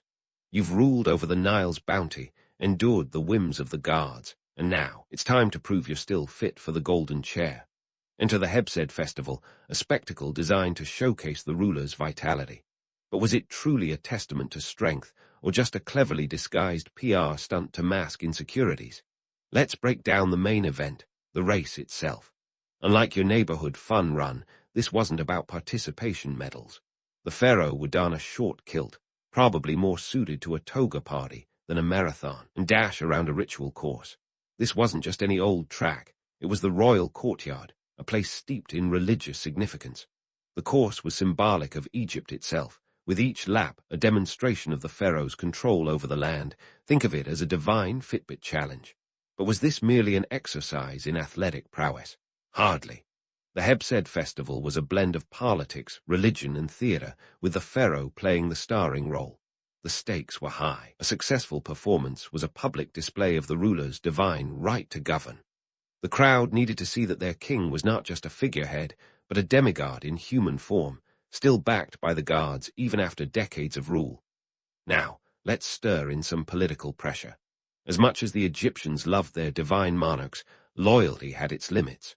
A weak or aging pharaoh risked losing the people's trust, and possibly his throne. The Hebsed festival was a chance to renew the king's mandate, proving he still had the guards' favor. If he stumbled, well, let's just say that ancient Egypt wasn't much for early retirement plans. And then there's the economic angle. Hosting a Hebsed festival was no cheap affair. It was an event that could rival the scale and splendor of a modern Olympic opening ceremony. Resources flowed into the preparation: food, drink, costumes, and of course, the obligatory sacrificial offerings. The festival was a boon for local economies, as farmers, craftsmen, and traders flocked to the capital to peddle their goods. The ripple effect on commerce was significant, making the event as much an economic stimulus as it was a spiritual renewal. As we ponder the festival's purpose, let's not forget the social expectations.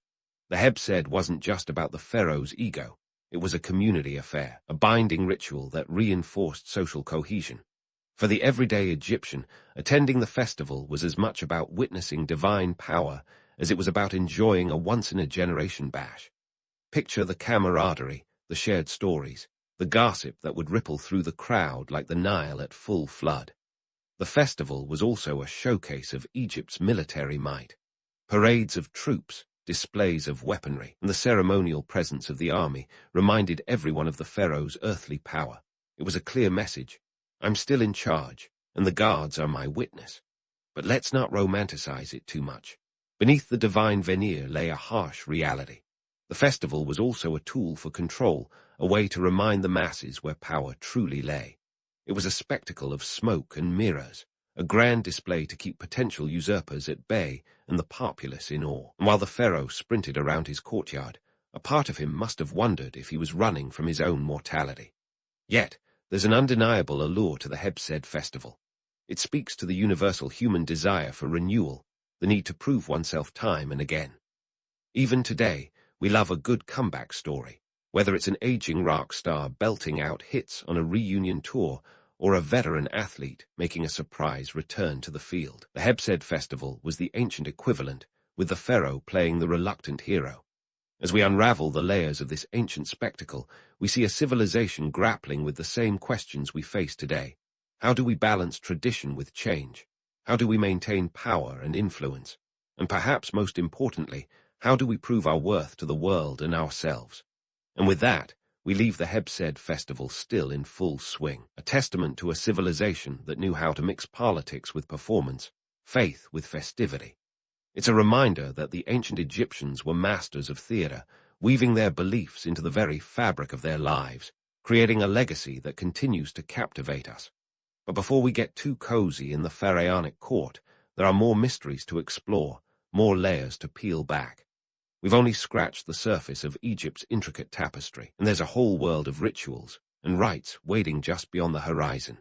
As we leave the grand spectacle of the Hebsed festival, let's pivot to another of Egypt's true marvels, the pyramids. These aren't just oversized stone triangles plopped in the desert for the world's oldest game of architectural one-upmanship.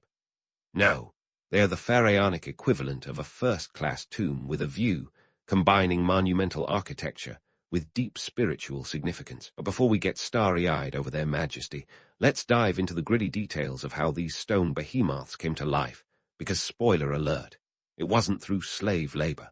First off, let's tackle the logistics of pyramid building, which was less about divine intervention and more about human ingenuity. The workforce needed for such a task was colossal. Estimates suggest that around 20,000 to 30,000 laborers were employed at the height of construction, not the 100,000 slaves Hollywood would have you believe. These workers weren't shackled prisoners. They were skilled laborers, craftsmen and farmers, often working on the pyramids during the inundation season when the Nile's flooding made agricultural work impossible. Picture it as a 3-month state-sponsored building bonanza. The economic cost, astronomical. The Great Pyramid of Giza, built for Pharaoh Khufu around 2580–2560 BCE, required about 2–3 million blocks of stone, each weighing an average of 2–5 tons. The sheer volume of material needed was staggering.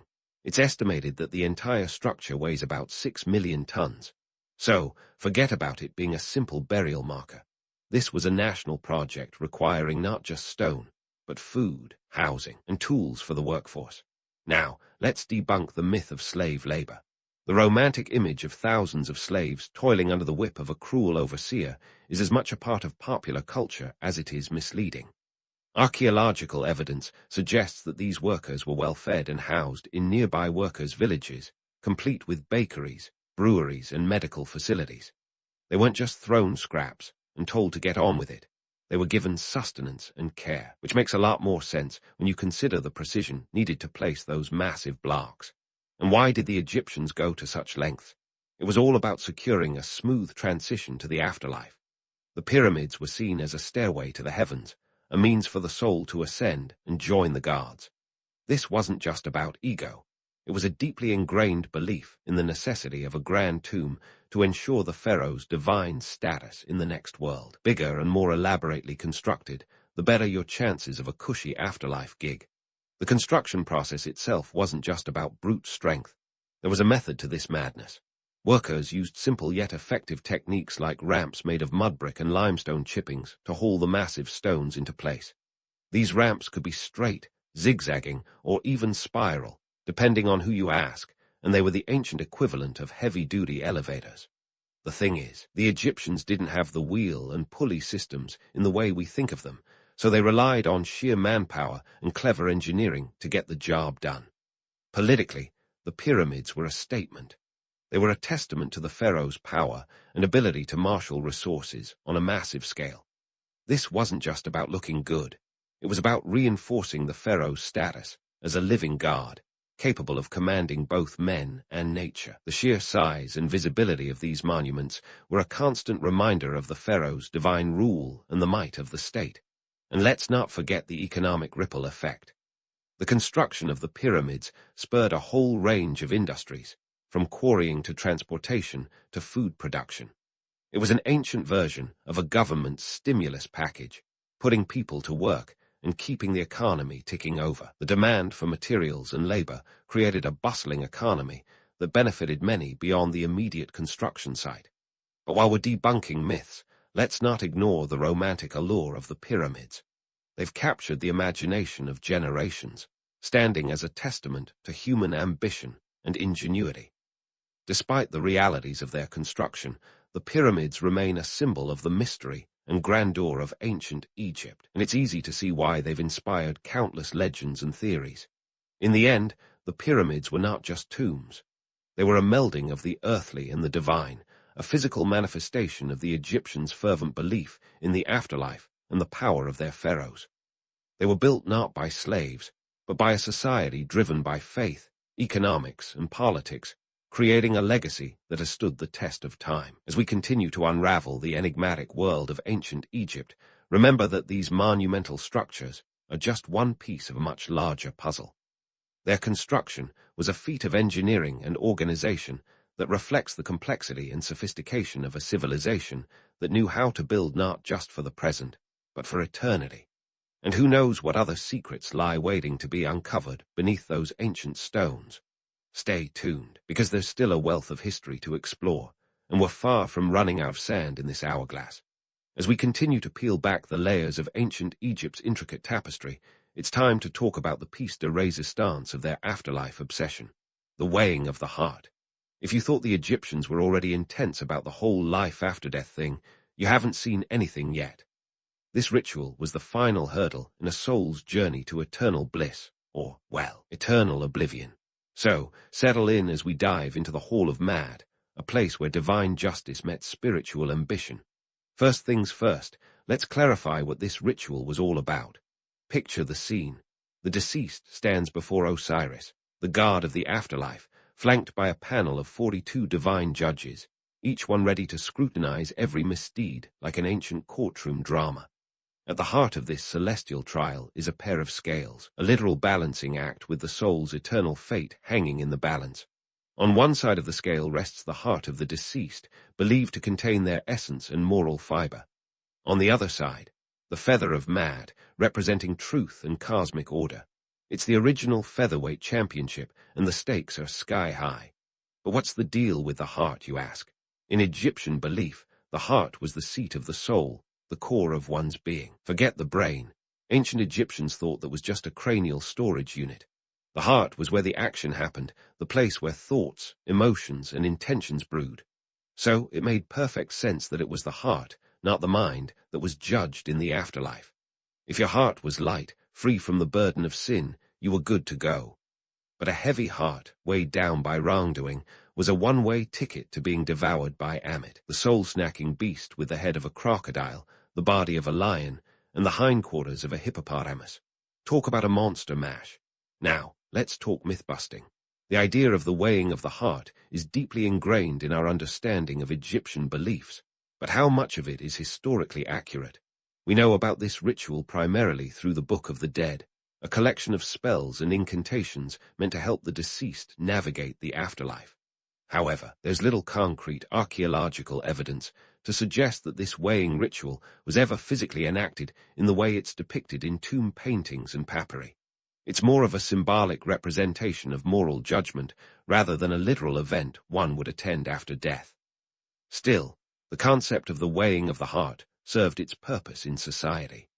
It was a moral compass, a way to encourage ethical behavior by dangling the promise, or threat, of eternal consequences. In a world where pharaohs were divine, and the Nile's ebb and flow dictated life's rhythm, the notion that deeds had eternal repercussions was a powerful motivator. It's like your conscience with a cosmic twist, ensuring that both peasants and pharaohs alike kept their moral ducks in a row. Economically, this belief system had its perks, too. The need for a proper burial and favorable judgment in the afterlife fueled industries ranging from tomb construction to funerary goods. The Book of the Dead wasn't just a spiritual guide. It was a booming business. Scribes and artisans made a living crafting personalized versions of this guidebook, tailored to each individual's life and deeds. Think of it as the ancient equivalent of self-help literature, but with more spells and fewer motivational quotes. Politically, the weighing of the heart reinforced the pharaoh's role as the earthly embodiment of Mad, the divine order. By maintaining justice and balance in society, the pharaoh mirrored the cosmic balance that was so crucial in the afterlife. It was a savvy way to legitimize his rule, connecting the mundane with the divine in a neat, hieroglyphic-laden package. Now, let's sprinkle in some social context. The Hall of Mad wasn't just about the individual. It was a reflection of societal values. In a civilization where community and continuity were paramount, the idea that your actions had repercussions beyond your earthly life was a strong adhesive for social cohesion. It encouraged people to live harmoniously, understanding that their deeds would echo into eternity. And then there's the romantic allure of it all. The weighing of the heart, with its divine judges and cosmic scales, paints a dramatic picture that has captivated imaginations for millennia. It's a narrative that satisfies our craving for justice and balance, a story that resonates with our own hopes and fears about what comes after. In a way, it's a timeless tale of redemption and reckoning, a testament to humanity's eternal quest for meaning beyond the grave. As we wrap up this exploration of ancient Egyptian rituals, let's step back and view the bigger picture. What we find is a civilization that wove spirituality, politics, and commerce into an intricate web of beliefs and practices. The Egyptians weren't just building monuments. They were crafting a legacy that would outlast even the sands of time. Their rituals, from the opening of the mouth to the weighing of the heart, were more than religious ceremonies. They were reflections of a society striving to connect with the divine while navigating the complexities of earthly life. In the end, the allure of ancient Egypt lies not just in its grand monuments or its pantheon of gods, but in its ability to blend the tangible with the intangible. It's a civilization that reminds us of the power of belief, the importance of legacy, and the enduring quest to understand our place in the cosmos. So as you drift into sleep, cradled by newfound knowledge, remember this. The ancients may be gone, but their stories continue to whisper through the ages, inviting us to ponder the mysteries of life, death, and everything in between. If you were wandering around the land between the Tigris and Euphrates rivers around 2500 BCE, you'd be navigating a scene that would make even the most seasoned Game of Thrones character break into a cold sweat. We're talking a hotbed of city-states, each about as peaceful as a cat in a room full of rocking chairs. In this sandy sandbox of Mesopotamia, the Assyrians were the scrappy newcomers on the block, trying to make a name for themselves among the likes of the Sumerians and Akkadians, who were like the Kardashians of the ancient world, if the Kardashians had a penchant for cuneiform and ziggurats. The Assyria of 2500 BCE wasn't yet the ruthless empire that would later make Roman legions mutter, "Not those guys again." At this point, they were more like an ambitious startup, tucked in between the Tigris and the Euphrates, two rivers that were the ancient equivalent of prime real estate. This was no coincidence. Water meant fertile land meant agriculture, and agriculture meant you didn't have to rely on hunting and gathering like some prehistoric Uber Eats. The Assyrians were quick to sow their oats, literally, establishing an agricultural economy that would become the backbone of their society. Now, if you've heard that the Tigris and Euphrates were the ancient world's answer to luxury living, let's debunk that romantic notion right here. Sure, the rivers were great for crops, but they were also prone to flooding, unpredictably. Imagine investing in a top-tier farm only to find it underwater because Mother Nature decided to throw a tantrum. But the Assyrians were nothing if not resourceful. They developed irrigation systems that could rival any modern-day engineering project, ensuring that they could coax the maximum yield from their fields. This wasn't just subsistence farming, folks. This was agriculture with an attitude. But while crops were nice, you needed a little something extra to rise above the status of that other Mesopotamian city-state. Enter trade. The Assyrians were savvy merchants, leveraging their position along key trade routes to hawk everything from textiles to metals. And they did it with a charm that would make a used car salesman proud. They weren't just trading goods, they were trading influence, weaving a network that extended far beyond their borders. This wasn't just about getting rich, although that was a nice perk. It was about laying the groundwork for political power. In the diplomatic arena, Assyria's early years were like a never-ending episode of Survivor. They had to navigate alliances with their neighbors, the Sumerians and Akkadians, who were both as likely to shake your hand as they were to stab you in the back. The Sumerians had a penchant for writing and city building, while the Akkadians, under their iconic leader Sargon, had a reputation for being the original empire builders. The Assyrians had to learn quickly, play nice when it suited them, and when it didn't, well, there was always the option of sharpening some swords. But what really set the Assyrians apart was their knack for learning from those around them. They weren't above adopting Sumerian cuneiform or Akkadian language. Why reinvent the wheel when you can just borrow it, right? This cultural assimilation was the secret sauce in the Assyrian recipe for success. It allowed them to communicate effectively with different peoples while retaining their unique identity. Think of them as the early adopters of cultural globalization, long before it was cool. Yet, for all their cunning and craft, the Assyrians weren't operating in a vacuum. They were part of a broader Mesopotamian soap opera, complete with family drama, backstabbing, and an ancient version of keeping up with the Joneses. The Sumerians were busy building ziggurats and inventing the wheel, while the Akkadians were laying the foundations of what would become the first empire. The Assyrians, in this mix, were like a band gathering instruments, learning the tunes, and preparing for the day they would headline the show.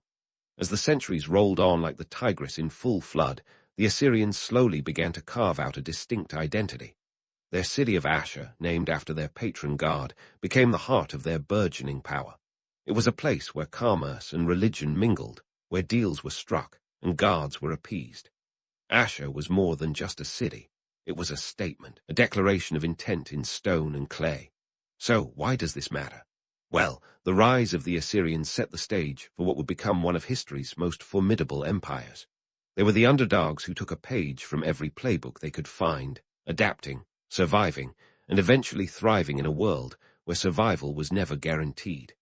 They learned to wield power not just with the sword, but with the plough and the pen, setting a precedent for future empires to follow. It all began in that dusty corner of Mesopotamia, with a people who dared to dream big and dig deep. And that, my friends, is how the Assyrians began their remarkable rise from humble city-state to empire in waiting, setting the stage for a saga that would echo through the annals of history. But hold on to your helmets, because this is just the beginning. The Assyrians are about to crank up the drama to 11, and you won't want to miss what happens next. Now, let's crank the volume up and march straight into the heart of Assyrian militarism around 1300 BCE, a time when Assyria swapped out its ploughs for swords and got serious about its ambitions. Picture the Assyrian army not as a ragtag band of warriors, but as the Mesopotamian equivalent of a rock band on a world tour. Instead of shredding guitars, they wielded spears, and their stage presence was marked not by pyrotechnics, but by the thunderous charge of chariots. The Assyrians were the original masters of military innovation, making the Spartan phalanx look like a high school marching band. Let's talk iron. While the rest of the world was still figuring out how to make bronze swords that wouldn't bend like cheap spoons, the Assyrians were ahead of the curve with iron weaponry. This wasn't just a slight upgrade. It was like swapping a butter knife for a chainsaw. Iron was stronger, sharper, and more durable, giving the Assyrians a literal cutting edge in battle. Now, don't let the romantic image of invincible iron-clad warriors fool you into thinking they were unstoppable. The truth is, while iron was indeed superior, it was also a pain to produce. The smelting process was labor-intensive, requiring temperatures harder than a Mesopotamian summer, and the resources needed were anything but abundant. The Assyrians were like a heavy metal band with a limited budget, always scraping to get enough materials to outfit their warriors. But boy, did they make it work. And let's not forget the chariots, the ancient world's version of a tank. While other civilizations were still trying to figure out how to hitch a horse to a cart without getting kicked in the face, the Assyrians were perfecting the art of chariot warfare. These weren't just any chariots. They were sleek, fast, and deadly. Imagine a 2-horsepower vehicle, with archers raining down arrows on enemies who might as well have been holding umbrellas for all the good it did. The Assyrians used chariots to devastating effect, making them the rock stars of the battlefield. But here's where we bust a myth wider than a chariot wheel. The Assyrians were not invincible. Sure, they won more battles than they lost, but maintaining such a fearsome army was an economic nightmare. Think of it like funding a world tour with 100 roadies and 1,000 pyrotechnics. The cost was astronomical. Soldiers needed food, weapons, and pay. After all, they weren't fighting for free. And then there were the horses, which ate like, well, horses. The Assyrian treasury must have been emptier than a concert venue after the encore. It wasn't just about paying for the army, though. The logistics of keeping such a force in the field were daunting. Armies marched on their stomachs, and with campaigns lasting months, if not years, supply lines stretched thinner than a lute string. The Assyrians were expert logisticians, but even they struggled to keep their armies fed and equipped, especially when Mother Nature decided to throw in a drought or two for good measure. And then there's the human cost. The Assyrian army was a melting pot of soldiers drawn from different parts of their growing empire. This diversity was a double-edged sword. On one hand, it meant a wealth of fighting styles and tactics. On the other, it meant dealing with troops who might not exactly be thrilled to be fighting for their conquerors. It was like trying to get a band to play in harmony when half the members were just there for the paycheck. Yet, despite these challenges, the Assyrians kept marching to the beat of war drums, driven by a culture that valued military prowess as much as agriculture or trade. Their kings, like Tiglath-Pileser I, were warrior monarchs, leading from the front and setting examples of bravery and ruthlessness. They understood that to rule a vast empire, you needed more than just economic acumen. You needed an iron fist, quite literally, to quash rebellions and keep provinces in line. The Assyrian military machine was a marvel of its time, but it was also a voracious beast. Feeding it required constant conquest and expansion, a cycle that could only be sustained as long as there were new lands to plunder. This relentless need for new resources and territories defined the Assyrian approach to warfare and governance, creating a legacy of fear and respect that echoed across the ancient world. So, as the Assyrian Empire continued its ascent, its military innovations and ruthless strategies became the stuff of legend and nightmares. They were a force to be reckoned with, but not without their vulnerabilities and challenges. The story of Assyria's rise is one of audacious ambition, technological innovation, and the harsh realities of maintaining power. It's a saga that would continue to unfold, setting the stage for even greater feats and greater challenges in the chapters to come. And that, dear listeners, is how the Assyrian war machine came to dominate the Near East, turning the Tigris and Euphrates into the highways of conquest. But don't pack up your gear just yet, because the Assyrians still have a few more tricks up their sleeves, and the story is far from over. Stick around as we delve deeper into the saga of Assyria, where empires rise, fall, and rise again, leaving behind tales that would echo through the corridors of history. As the dust from Assyria's relentless campaigns settled over the Near East, the empire shifted gears, not entirely from swords to plowshares, but certainly to scrolls and sculptures. Enter the Golden Age of Assyria, a period best exemplified by the reign of King Ashurbanipal, who ruled from 668 to 627 BCE. If ever there was a ruler who could multitask his way through a renaissance while still keeping a few heads on pikes, it was Ashurbanipal. This guy was the ultimate dual threat, a scholar warrior who could just as easily discuss the finer points of cuneiform as he could order a military campaign. Now, Ashurbanipal's most enduring legacy might not be his military conquests, although he had plenty, but rather his contribution to knowledge. This king was a bibliophile before it was cool, amassing a library that would make the Library of Alexandria look like your grandma's collection of Reader's Digest. The Library of Ashurbanipal housed over 30,000 cuneiform tablets, covering everything from epic poetry to medical texts. If it was important to the ancient world, chances are Ashurbanipal had a copy of it. But let's be real. Assembling this literary treasure wasn't just about intellectual curiosity. It was also a power move, a way to consolidate cultural and religious authority. By preserving and controlling knowledge, Ashurbanipal didn't just safeguard history. He wrote himself into it as the ultimate custodian of civilization. It was like hosting the world's first TED talks, but with a lot more clay and a lot less PowerPoint. Yet, for all the cultural glories, Assyria was still Assyria. The empire's dark side was never far from the gilded surface. Ashurbanipal might have been a scholar, but he was no pushover. His reign was marked by ruthless campaigns, particularly against the Elamites, a neighboring people who were unfortunate enough to be on Ashurbanipal's hit list. In 646 BCE, he sacked the Elamite capital of Susa, and in classic Assyrian fashion, left a trail of devastation. To him, war wasn't just about territory. It was a spectacle, a grim theater designed to send a message. And speaking of messages, the Assyrians were experts in psychological warfare. They loved nothing more than making a statement, often one that involved flaying captives, impaling rebels, or erecting skull pyramids. The empire had a knack for public relations that would put modern spin doctors to shame, albeit with a lot more gore. This was less about sadism and more about deterrence. If your neighbor knew what happened to the last city that defied Assyria, they'd think twice before revolting.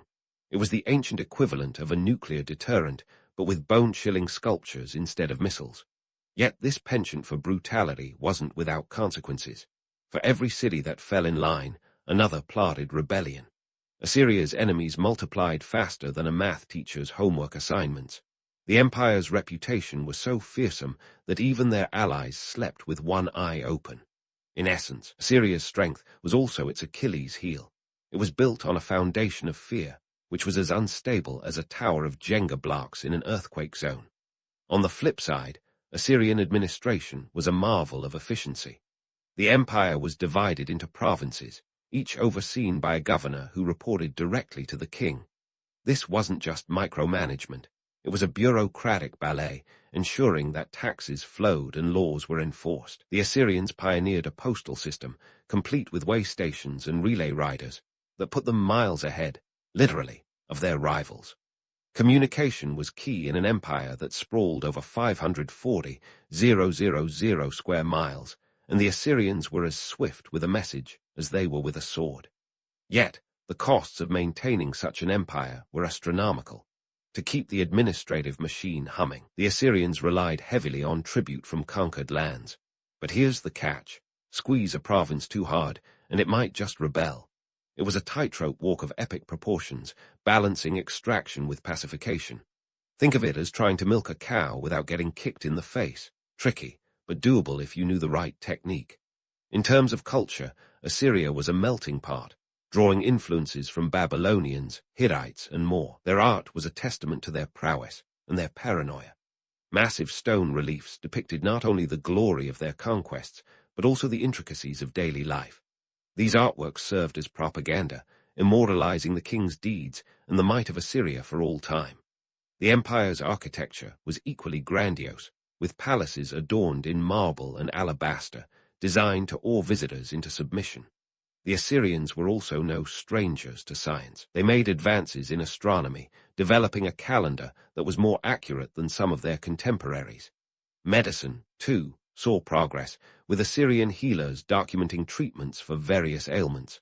It was a civilization that, while feared, was also respected for its contributions to knowledge and culture. So, what do we make of this paradox? Assyria was a civilization of contradictions, embodying both the highest achievements and the darkest impulses of humanity. It was a place where the pen and the sword were wielded with equal skill, where the pursuit of enlightenment went hand in hand with the art of war. It's a reminder that history is never black and white, but a tapestry of shades that defy simple categorization. As we leave this chapter of Assyrian history, the stage is set for further drama. The empire's ambitions know no bounds, but the seeds of its eventual challenges have already been sown. Stick around as we delve deeper into the complex saga of Assyria, where every victory is shadowed by its cost, and every triumph carries the weight of its legacy. With the Assyrian Empire basking in the limelight of its golden age, it might seem like the only direction to go was up. But as any rock climber will tell you, the peak is only half the journey.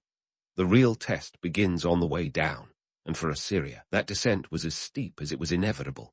Picture an empire sprawling over 540,000 square miles, about the size of modern France, held together by a blend of fear, bureaucracy, and sheer willpower. Yet, as grand as it was, holding such a beast together was like trying to juggle flaming torches while riding a unicycle on a tightrope. Spoiler alert, it's not for the faint-hearted. Now, let's not sugarcoat it. Assyria's expansion was nothing short of phenomenal. By the 7th century BCE, it stretched from the Persian Gulf to the Mediterranean Sea, enveloping Egypt, Babylon, and everything in between like some ancient version of a corporate takeover. But with great power comes great, logistical nightmares. You see, managing an empire of this size wasn't just about flexing military muscle. It was a constant dance of administration, diplomacy, and the occasional smackdown. Take Ashurbanipal, the scholar king with a penchant for clay tablets and poetry. He might have been the ancient world's answer to a Renaissance man, but even he couldn't keep all the plates spinning forever. While his library was a masterpiece of cultural achievement, his empire was cracking under its own weight.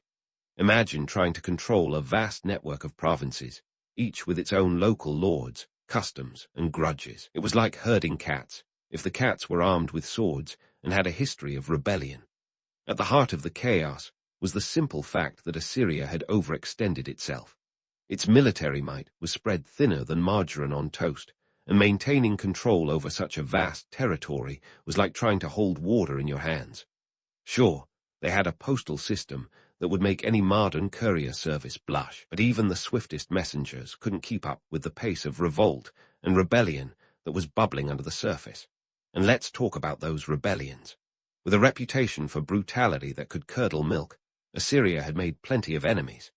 Their subjects were less like loyal citizens and more like disgruntled employees waiting for the right moment to stage a walkout. In 652 BCE, Ashurbanipal faced a major revolt led by his own brother, Shamash-Shumukin, the Babylonian king.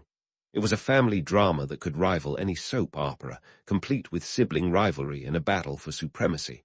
The revolt was crushed, but not without significant cost, both in lives and in resources. Then there's the economy, the lifeblood of any empire. Assyria's was built on tribute, extracted from conquered lands with the subtlety of a sledgehammer. But as the empire grew, so did its appetite, and the demands placed on its provinces became unsustainable. It was a precarious balancing act. Push too hard, and you risked uprisings. Ease up, and the treasury ran dry. It was a lose-lose situation, a bit like trying to fill a bathtub with the drain wide open. Of course, the Assyrian rulers weren't oblivious to these challenges. They were savvy politicians, always on the lookout for ways to tighten their grip. One strategy was to deport rebellious populations, a tactic that was as effective as it was ruthless. By scattering potential troublemakers across the empire, they hoped to dilute their ability to organize and rebel. It was ancient ethnic cleansing with a strategic twist, and while it worked in the short term, it sowed seeds of resentment that would later sprout into full-blown revolts. Meanwhile, the cultural and political landscape was shifting. The Medes and the Chaldeans, two groups that had long been under Assyrian domination, began to assert themselves. These weren't just minor nuisances. They were rising powers, biding their time and waiting for the opportune moment to strike. It was like a game of chess, with each move setting up a future checkmate. Internally, Assyria was also dealing with its own set of problems. The administrative machine, once a model of efficiency, was starting to sputter. Corruption and inefficiency crept in like mold on a loaf of bread, undermining the very foundations of the empire. Governors and officials, often more interested in lining their own pockets than serving the king, became a liability rather than an asset. It's the age-old story of power corrupting, and in Assyria's case, it was a slow poison seeping into the empire's veins. And then there's the human element. Assyrian kings were often seen as near-divine figures, but they were still human, with all the flaws and frailties that entails. Succession crises were as common as sand in the desert, with each new ruler facing the daunting task of consolidating power while dealing with ambitious rivals. It's hard to keep a kingdom together when your most trusted advisors are eyeing your throne like a pack of wolves. So, as the empire reached its zenith, the cracks were already beginning to show. Assyria's story is a potent reminder that even the mightiest can fall, brought down by the very forces they once controlled. It's a tale as old as time. The bigger they are, the harder they fall, and for Assyria the fall was just over the horizon. But don't pack up those clay tablets just yet, because the Assyrians weren't out of the game. They were fighters, and the next chapter in their saga is filled with drama, intrigue, and of course, a few more battles. So stick around as we dive deeper into the epic story of Assyria, where the stakes are high, the swords are sharp, and the future is anything but certain. So, as the stage was set for the Assyrian Empire's swan song, let's turn the spotlight to the climactic finale in 612 BCE, when Babylon and the Medes decided it was time to crash the imperial party. And crash it they did, with the kind of flair only rival powers can muster. Picture the Assyrian capital of Nineveh, resplendent yet crumbling, a city of grand palaces and towering walls, suddenly besieged by forces that had been biding their time, like students waiting for the final bell before summer break. The Medes and Babylonians, under the leadership of Median king Cyaxares and Babylonian ruler Nabopolassar, joined forces in what was the ancient equivalent of a blockbuster crossover event. Their alliance wasn't just a spur-of-the-moment decision. It was a calculated move against an empire that had made enemies faster than a politician at a tax hike meeting. The siege of Nineveh wasn't a mere skirmish. It was a full-blown assault, a battle that lasted 3 months and shook the very foundations of the city.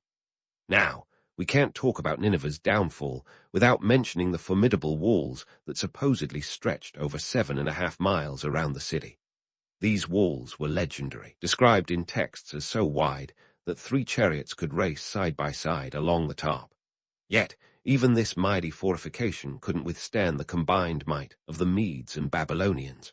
The once impenetrable defenses crumbled under relentless battering, leading to the kind of urban chaos that would make even the most seasoned city planner weep.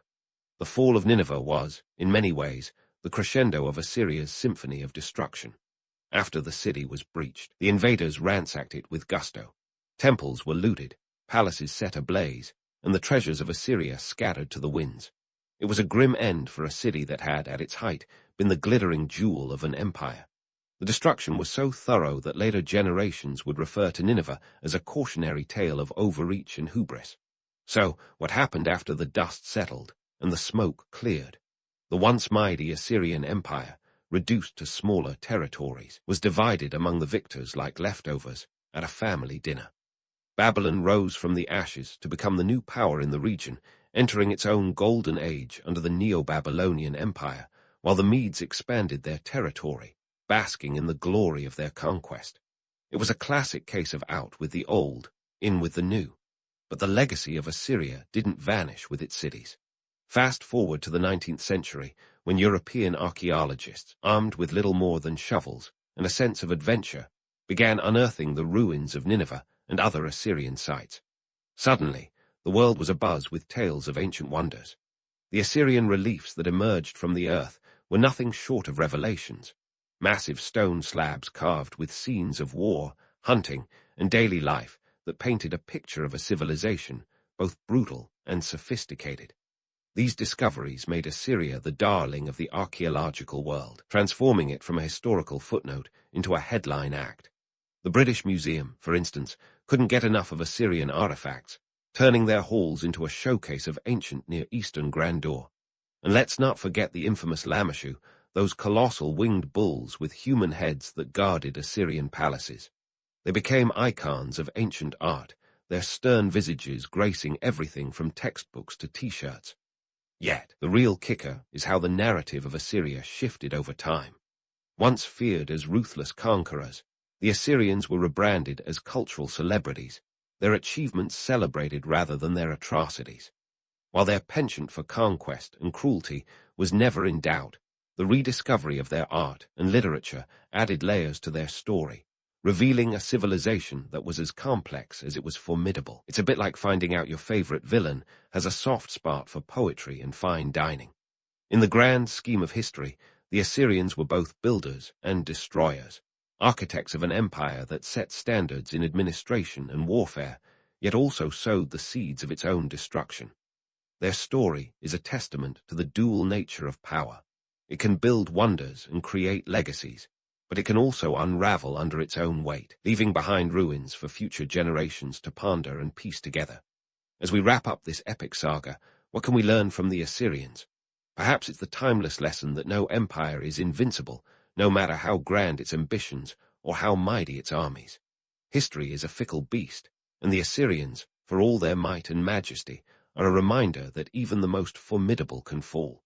The echoes of their legacy still reverberate through the corridors of time, a testament to the enduring allure of power and the relentless march of history. So there you have it, folks. The rise and fall of the Assyrian Empire, a tale of ambition, innovation, and inevitable decline. It's a story filled with all the drama, intrigue, and grandeur one could hope for, proving that history, much like the Assyrians themselves, never does anything by halves. As you drift off to sleep tonight, ponder the legacy of a people who once ruled the world, or at least a large chunk of it, and left behind a story that's as compelling as it is cautionary. Sweet dreams, and remember, history is as much about what we discover as it is about what we remember. In the tumultuous era of the 5th century, Europe was a bit of a mess, a patchwork quilt of kingdoms, tribes, and empires, each claiming a slice of land and a bigger slice of chaos. Somewhere in the eastern reaches of this sprawling confusion, a young boy named Attila was born into the Hunnic tribe. Now, the Huns weren't exactly the darlings of the European social scene. Imagine a group known for their fierce horsemanship and a tendency to gatecrash the continent's parties with swords instead of RSVP cards. Yet, it was within this wild and woolly context that Attila took his first steps toward becoming a name that would echo through the ages. Attila's childhood wasn't exactly the stuff of fairy tales. unless your idea of a bedtime story involves tales of survival and strategic cunning. Growing up on the steppes meant learning to ride almost before you could walk, and mastering the art of archery while still learning to count to 10. The Huns were nomads, after all, and their lifestyle demanded a certain set of skills. Think the Hunger Games, but with fewer rules and more actual hunger. Attila, it seems, was a prodigy in these arts, honing his talents as he prepared for a life that would eventually have Roman emperors shaking in their togas. By the time we hit 434 AD, Attila had ascended to the top of the Hunnic hierarchy, sharing power with his brother Bleda. This was a time when sharing power was less about democratic governance and more about strategic chess games where the stakes were life and death. Spoiler alert, Bleda didn't last long. Historical accounts suggest that Attila might have had a hand in his brother's untimely demise, though details are foggy, much like a lot of early medieval records, where facts were often as slippery as the political alliances they documented. Speaking of alliances, let's talk about the political landscape of Attila's time. The Roman Empire was split into the eastern and western factions, each as dysfunctional as a reality TV family reunion. The Western Roman Empire was dealing with internal decay, while the Eastern Roman Empire, also known as the Byzantine Empire, was still clinging to some semblance of stability. Attila, ever the opportunist, was like a kid in a candy store, ready to exploit these divisions for the benefit of his burgeoning empire. Now, here's where things get really interesting. Attila's rise wasn't just about brute force or marauding hordes sweeping across Europe. No, his ascent also involved a fair amount of diplomacy, Hunnic style, of course. He was known for extracting hefty tributes from the Romans, which was essentially protection money with a fancy historical label. The Romans, in their infinite wisdom, decided it was cheaper to pay off the Huns than to wage war against them, shelling out 100 pounds of gold annually. That's right, the Huns had practically turned extortion into an art form. Attila's diplomatic finesse wasn't restricted to extortion, though. He also played a savvy game of marriage politics. At one point, he was betrothed to Honoria, the sister of the Western Roman Emperor Valentinian Roman III. She had sent him her ring, kind of like an ancient swipe right, asking for help against her brother's oppressive regime.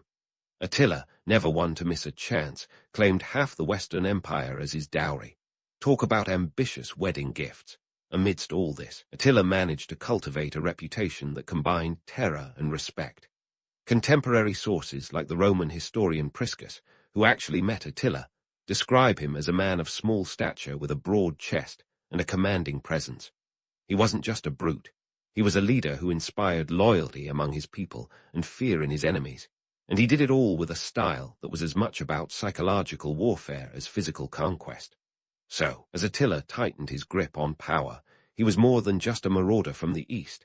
He was a master strategist, a shrewd diplomat, and a leader whose charisma transcended the battlefield. In an age where alliances were as stable as a house of cards in a windstorm, Attila's ability to navigate the treacherous waters of geopolitics was nothing short of legendary. And while history often paints him as the quintessential barbarian, the reality is that Attila was as complex as the era he dominated, a time when the line between civilization and savagery was as blurred as the ink on the parchment recording these ancient tales. And so, as Attila solidified his grip on the chaotic chessboard of Europe, he wasn't just flexing his muscles, he was sharpening his mind for the grand showdown with Rome. But let's not get too starry-eyed about his leadership being all about charisma. Attila's real magic trick was effective intimidation, a strategy that had Roman generals waking up in cold sweats, clutching their bedposts. Picture this, Attila leading his fearsome cavalry across the Danube, a river that might as well have been a welcome mat to the Roman Empire. Talk about an uninvited guest that you don't ask to leave. Attila's military strategies were as much about psychological warfare as they were about actual combat. The Hunnic army, famed for their swift and devastating horseback attacks, was like a medieval blitzkrieg. They moved at a speed that left Roman legions, used to more plodding encounters, eating their dust. The Romans, with their heavy armor and even heavier bureaucracy, were often left scrambling for a plan B, C, or Z. Now, let's talk about the infamous invasions. In 451 AD, Attila led his forces into Gaul, modern-day France, in what was one of the most audacious military campaigns of the time. This was no small-scale raid. We're talking tens of thousands of Hunnic warriors, a coalition of various tribes under Attila's banner, storming through European territories like a force of nature. The Battle of the Catalonian Plains, where Attila faced off against a Roman coalition led by Flavius Aetius, was a spectacle of chaos and carnage. Historians love to debate the numbers involved, but let's just say it was enough to make any ancient accountant cry. Casualty estimates range from 30,000 to 50,000 on both sides. Talk about a bloodbath that would make even the most hardened warriors wince. The battle itself was a stalemate, a Pyrrhic victory for the Romans who managed to halt Attila's advance, but at a tremendous cost. The Huns, despite retreating, were far from defeated. It was a classic Attila move: advance, strike terror, retreat, and leave the enemy counting their losses and doubting their next steps. While the Romans celebrated their survival, Attila simply recalculated his next move with the cold efficiency of a warlord who knew the game was far from over. But let's not forget the economics of warfare here. Attila's campaigns weren't just about expanding territory. They were also about enriching his coffers. Warfare, in this era, was as much a business as it was a blood sport. The Huns extracted wealth from conquered territories and extorted gold from the Romans, who desperately paid to keep the peace. The annual tribute from the Eastern Roman Empire had ballooned to £100 of gold, a sum that could finance entire armies, or, in today's terms, buy you a very nice island in the Mediterranean. Yet, despite these payments, peace was as elusive as a mirage in the desert. The Romans, in their infinite wisdom, or perhaps sheer desperation, attempted to buy their way out of trouble, but Attila wasn't a man easily satisfied. His demands grew with each new negotiation, much like a subscription service, with ever-increasing fees. The Romans found themselves in a vicious cycle of paying for peace while preparing for inevitable war. The futility of these attempts was laid bare in 452 AD, when Attila turned his gaze southward, invading Italy itself. He sacked cities with a ruthless efficiency, including Aquileia, which was so thoroughly destroyed that it reportedly vanished from the maps for centuries. The economic ramifications were staggering. Roman towns were left in ruins, trade routes disrupted, and the empire's coffers drained from both tribute payments and the costs of military mobilization. Yet, it wasn't just the Romans who were affected. The Hunnic campaigns, while initially lucrative, strained their own resources. Attila's need for constant expansion was driven not just by ambition, but by necessity. The Hunnic way of life, dependent on plunder and tribute, required a steady influx of wealth to maintain loyalty among the various tribes under Attila's control. In essence, Attila was running a protection racket on an imperial scale, and like any such operation, it was a balancing act of aggression and negotiation. Attila's leadership style was a masterclass in intimidation. He ruled through fear, not just among his enemies, but within his own ranks. Loyalty was rewarded, but disobedience was met with swift and brutal punishment. His reputation as the Scourge of God wasn't just a catchy nickname. It was a carefully cultivated image that kept both allies and adversaries in line. This was a man who understood that, in the brutal world of the 5th century, fear was often more effective than friendship. So as the dust settled after each invasion, Attila remained a looming presence on the Roman borders, a reminder that peace was a fragile, fleeting thing. His tactics were as pragmatic as they were ruthless, leaving a legacy that was both feared and begrudgingly respected. The Romans, for all their attempts to buy peace, found themselves in a perpetual state of anxiety, their empire cracking under the pressure of external threats and internal decay. Yet, the story of Attila and his incursions into the Roman world is far from over. Stay tuned as we continue to unravel the intricate dance of power, betrayal, and survival in this epic clash of civilizations. Now, while Attila was busy casting shadows over the Roman Empire, his reputation was inflating faster than a birthday balloon at a kid's party. He was dubbed the Scourge of God, a title that sounds like it was crafted by the marketing team of an ancient action movie. The reality was less divine wrath and more Roman propaganda, a smear campaign worthy of a political strategist. You see, the Romans were masters of the narrative. They needed a villain, and Attila fit the bill perfectly. But was he truly the apocalyptic horseman they painted him to be? First, let's talk about this whole Scourge of God business. The nickname conjures images of Attila as a supernatural force, sent to purge the sinful. But in reality, this was more about the Romans justifying their misfortunes. When your empire is crumbling like a poorly built Jenga tower, blaming a divine punishment sounds better than admitting you can't keep your borders secure. The moniker was less about Attila's heavenly connections, and more about the Romans' need to explain why they kept losing ground and gold to this relentless barbarian. And then there's the matter of Attila's supposed meetings with divine forces. Rumors flew faster than Hunnic arrows, with stories of Attila receiving a sacred sword from the guards, a weapon that supposedly guaranteed his victory in battle. This mythical sword of Mars, as it was known, was said to be a gift from the Roman god of war himself.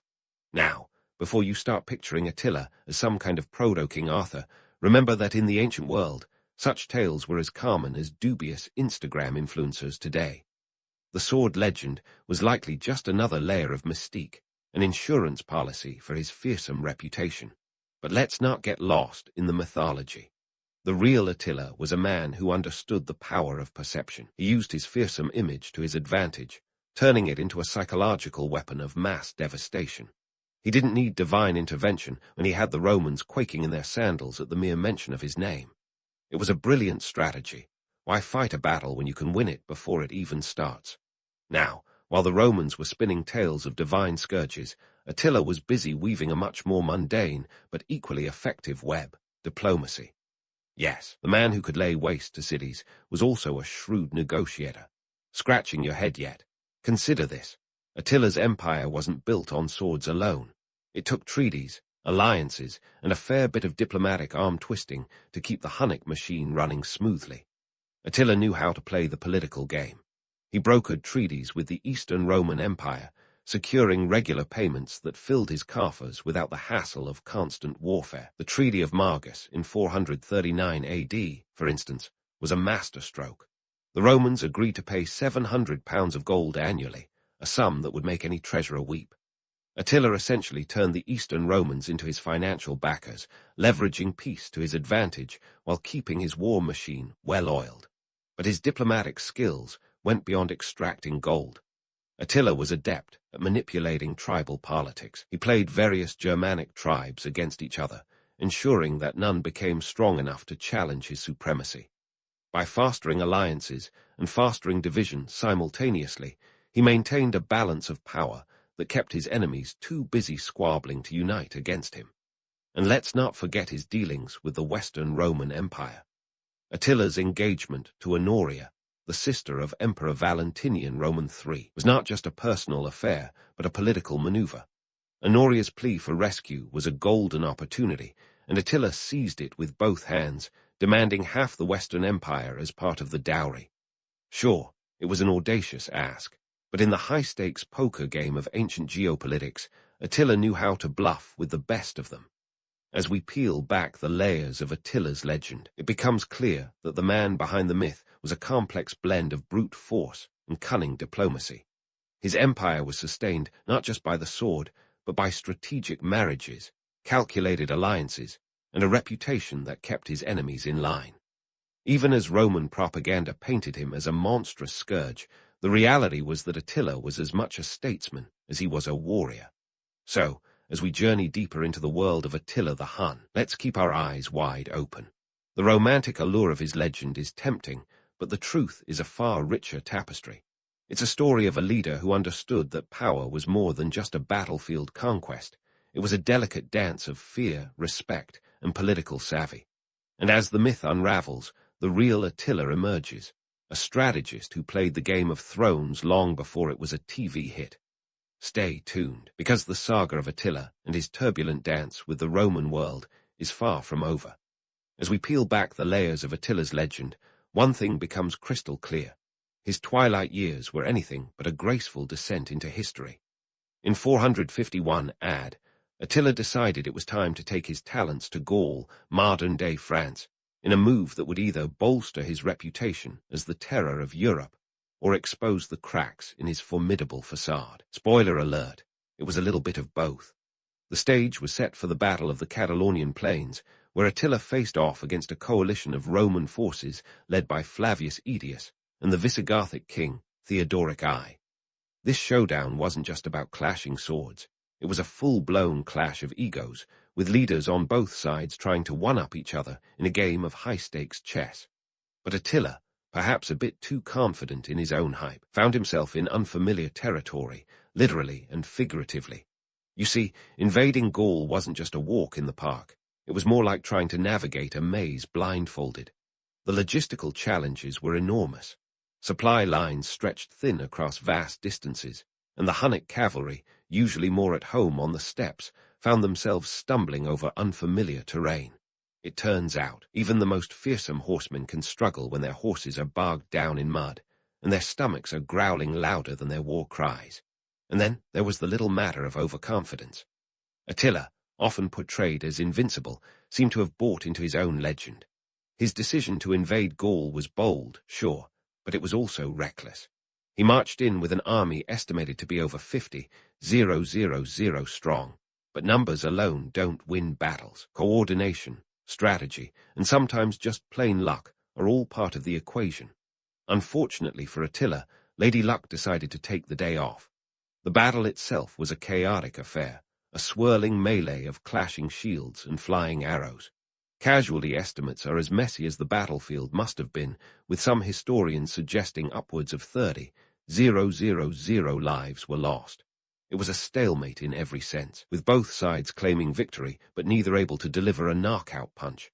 The Romans managed to halt Attila's advance, but at a blood cost that left them teetering. Meanwhile, Attila retreated, not exactly with his tail between his legs, but certainly without the triumph he had envisioned. This setback was a wake-up call, not just for Attila, but for his allies and enemies alike. Internally, it sowed seeds of dissent among his ranks. The Hunnic coalition was a patchwork of tribes, each with its own agenda and loyalties. When victories were plentiful, Attila could keep them in line with the promise of plunder and prestige. But when the spoils dried up, so did the allegiance. Grumblings of discontent started to surface, whispers in the campfires about whether the great Attila had lost his touch. Externally, the failed invasion emboldened his enemies. The Romans, who had been shelling out gold like it was going out of style to keep Attila at bay, suddenly found a glimmer of hope. Maybe, just maybe, the Scourge of God could be beaten. It was a narrative shift as dramatic as a soap opera plot twist, and it rippled through the halls of power from Rome to Constantinople. But let's not write Attila off just yet. He wasn't down for the count, just regrouping. In 452 AD, he set his sights on Italy, proving that a temporary setback wasn't going to derail his quest for dominance. Yet, even as he sacked cities and struck fear into the heart of the Roman Empire, something was amiss. His once unquestionable authority was starting to show signs of wear and tear, like a favorite pair of boots long past their prime. Then came 453 AD, a year that would mark the end of Attila's reign in the most anticlimactic fashion imaginable. After surviving countless battles and outsmarting numerous adversaries, Attila the Hun, the terror of Europe, met his end not on the battlefield, but in his marital bed. Yes, you heard that right. The mighty warlord, who had danced with death on 1,000 occasions, was felled by a nosebleed on his wedding night. Talk about a plot twist that would make even the most seasoned TV writers gasp. The details are sketchy, as they often are with history, but the general consensus is that Attila had been celebrating his latest nuptials with a young bride named Ildiko. After a night of revelry, he suffered a severe nosebleed, possibly exacerbated by heavy drinking, and choked to death in his sleep. It was a mundane end for a man whose life had been anything but ordinary. And just like that, the empire Attila had built began to unravel. Without his formidable presence to hold it together, the Hunnic Empire fractured like a dropped vase. Internal power struggles erupted, and the once feared Huns found themselves on the defensive.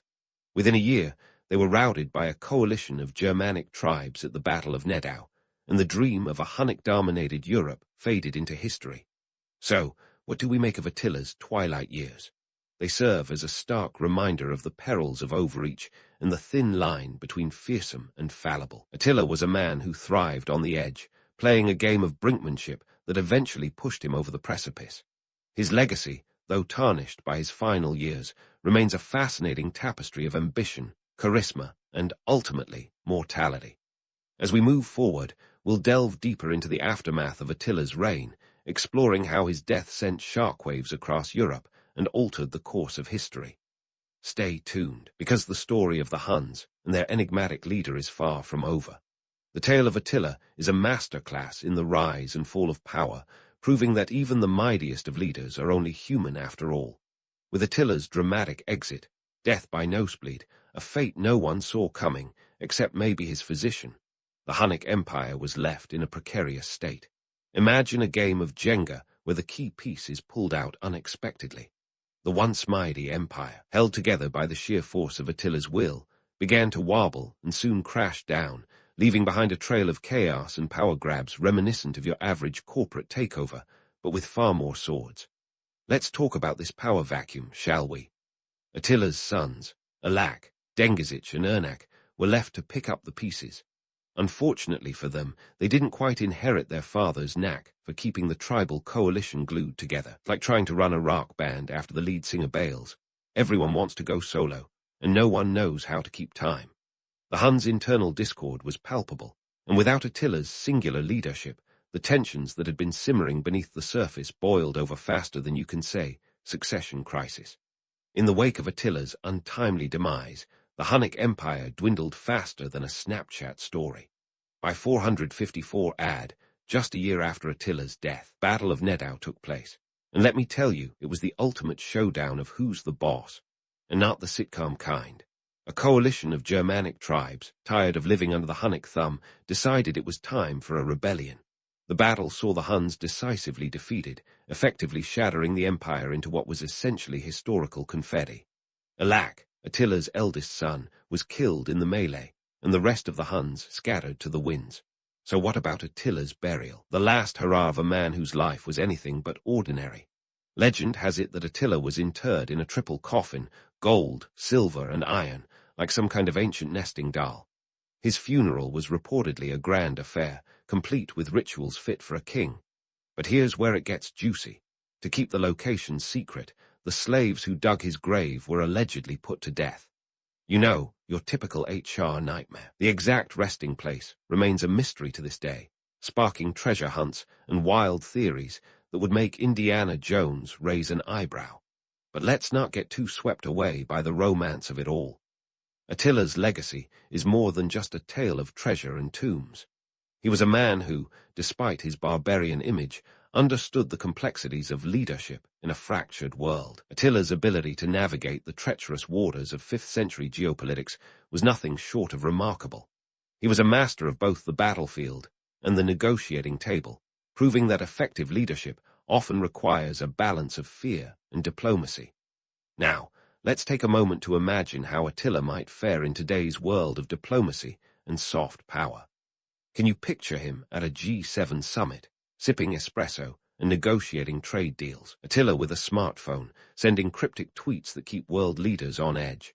Negotiating is for the weak, he'd declare, perhaps while setting up a PayPal account for those hefty tributes.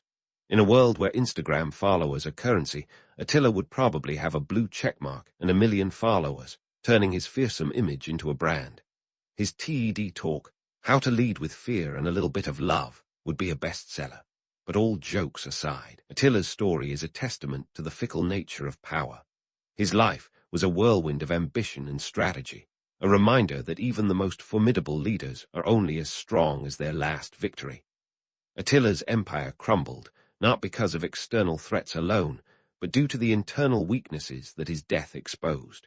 The Hunnic Empire serves as a cautionary tale about the dangers of over-reliance on a single, charismatic leader, a tale as relevant today as it was in the dusty annals of history. As we wrap up this saga, let's leave with a few reflections on the man behind the myth. Attila was more than just the scourge of God. He was a complex figure whose life was a tapestry of contradictions. A barbarian with a penchant for diplomacy, a conqueror who could also negotiate peace. His legacy is a study in duality. Attila's impact on Europe was profound, reshaping borders and altering the course of history. His story challenges us to look beyond the labels and delve into the realities that shaped his world and ours. So, The next time you hear the name Attila, think not just of the warrior, but of the strategist, the leader, and yes, the man who turned even his own myth into a weapon of psychological warfare. In the dusty cradle of civilization, nestled along the Tigris River, the Assyrian Empire began its story with a modest city-state named Ashur around 2500 BCE. Picture Ashur as the scrappy underdog in the Mesopotamian League, a plucky city with big dreams and even bigger ambitions. But don't let its early humility fool you. This was a place that would soon become a powerhouse of military innovation and ruthless conquest. Now, back in the day, warfare was the ancient version of a high-stakes chess game, except the pieces were actual humans and the board was a bloody battlefield. The Assyrians, they were the grandmasters. By the 9th century BCE, these folks had mastered warfare like nobody's business. They didn't just play the game, they rewrote the rules. And while we might admire their strategic genius from a safe, comfortable distance, let's be real. You wouldn't want to be on the receiving end of their hospitality. Their military prowess was not just about brute force, though they certainly had plenty of that. Think of it as the ancient equivalent of a high-tech military-industrial complex. The Assyrians were the ones who turned warfare into an art form with siege tactics that were as innovative as they were terrifying. The battering ram. Yep, that was them. And when it came to psychological warfare, they had that down to a science. Their conquests were often as much about breaking spirits as breaking bones. But before you start picturing them as invincible marauders with an endless supply of swords and chariots, let's pump the brakes on that myth. Sure, the Assyrian army had its glory days, but they were hardly unbeatable. Like any powerful empire, they had their fair share of setbacks and defeats. No empire, no matter how mighty, is without its cracks. Now, let's peel back the layers of their formidable reputation. The Assyrians were masters of propaganda. They knew that fear was as effective a weapon as any blade. According to some accounts, they would parade the severed heads of their enemies like a macabre fashion statement, all to send a very clear message. Resist us, and this is your future. It's a tactic that's less about military might and more about psychological domination. Their military machine wasn't just a bunch of muscle-bound warriors swinging swords. It was a well-oiled operation, backed by a network of spies, scouts, and informants. They knew their enemies before the battle even began, which is a pretty handy trick when you're trying to build an empire. But all that intelligence didn't come cheap. It required resources, organization, and above all, a ruler who knew how to wield power. At the helm of this formidable force were the Assyrian kings, each trying to outdo the last in terms of conquest and grandeur. Take Ashurnasirpal Roman II, for example. Reigning from 883 to 859 BCE, this guy wasn't exactly known for his gentle touch. He bragged about his brutality in inscriptions that sound more like horror stories than historical records. Yet, in his own twisted way, he was a marketing genius. His reign expanded Assyrian territory and left an indelible mark on history, albeit in blood. The Assyrians weren't just about conquering land, they were about controlling the narrative. They made sure their tales of victory and terror spread far and wide. It was all about establishing a reputation that would precede them, making potential foes think twice before challenging their might. But while the stories of their invincibility are certainly legendary, they're also a bit inflated. It's like the ancient version of a viral video. Everybody talks about it, but not everyone sees the behind-the-scenes editing that makes it look effortless. So, what does all this mean in the grand tapestry of history? The Assyrian Empire's rise to power is a testament to the complexity of human ambition and the lengths to which we'll go to achieve dominance. They were innovators, yes, but also opportunists who knew how to exploit fear and power for their gain. And while it's tempting to get swept up in the romance of their legendary conquests, it's crucial to remember the very real human cost that came with their empire building.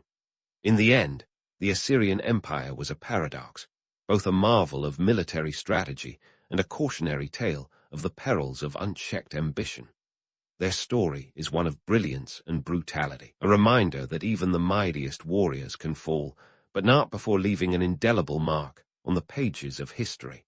And as we look back on their tale, it's clear that the Assyrians weren't just warriors. They were storytellers who knew how to use the power of narrative to shape their legacy.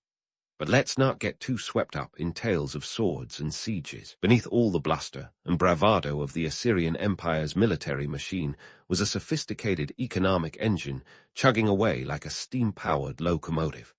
This is where the real magic happened, folks. The nitty-gritty, everyday genius that kept the empire ticking like an oversized Rolex. First off, let's chat about those trade routes. The Assyrians weren't just conquering for kicks. They were strategic about which territories they garbled up like a kid in a candy store. Control the land and you control the trade. We're talking about the ancient equivalent of Silicon Valley, only instead of tech startups, it was spices, textiles, and precious metals flowing through their fingers. The Assyrians knew that whoever controlled the trade routes controlled the cash flow, and they had their sights set on the big leagues. Now, the tribute system. Picture it as the ancient world's version of a subscription service, only instead of Netflix, you're paying the Assyrian Empire to not sack your city. It was a sweet deal, for the Assyrians at least. Instead of constantly sending out armies, they let local rulers handle the day-to-day, as long as the taxes rolled in like clockwork. And by taxes, I mean a smorgasbord of goods, livestock, and sometimes soldiers. This kept the empire's coffers full, and its army fat and happy without the constant hassle of direct governance. It's like they invented franchising before Ray Kroc ever flipped a burger. Let's not overlook the role of iron technology in all this. Iron was the Assyrians' secret weapon, their not-so-secret source, if you will. While bronze weapons looked nice and shiny, iron was the real heavy hitter. Stronger and more durable, iron weapons gave the Assyrians a leg up on the battlefield and in the marketplace. Think of it as the iPhone of ancient weaponry. It was all about innovation and staying ahead of the curve.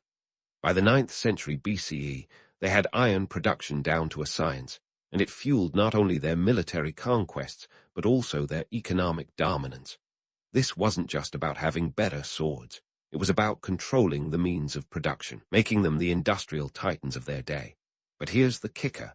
The Assyrians weren't just brilliant at swinging swords and forging iron. They were whizzes at bureaucracy, too.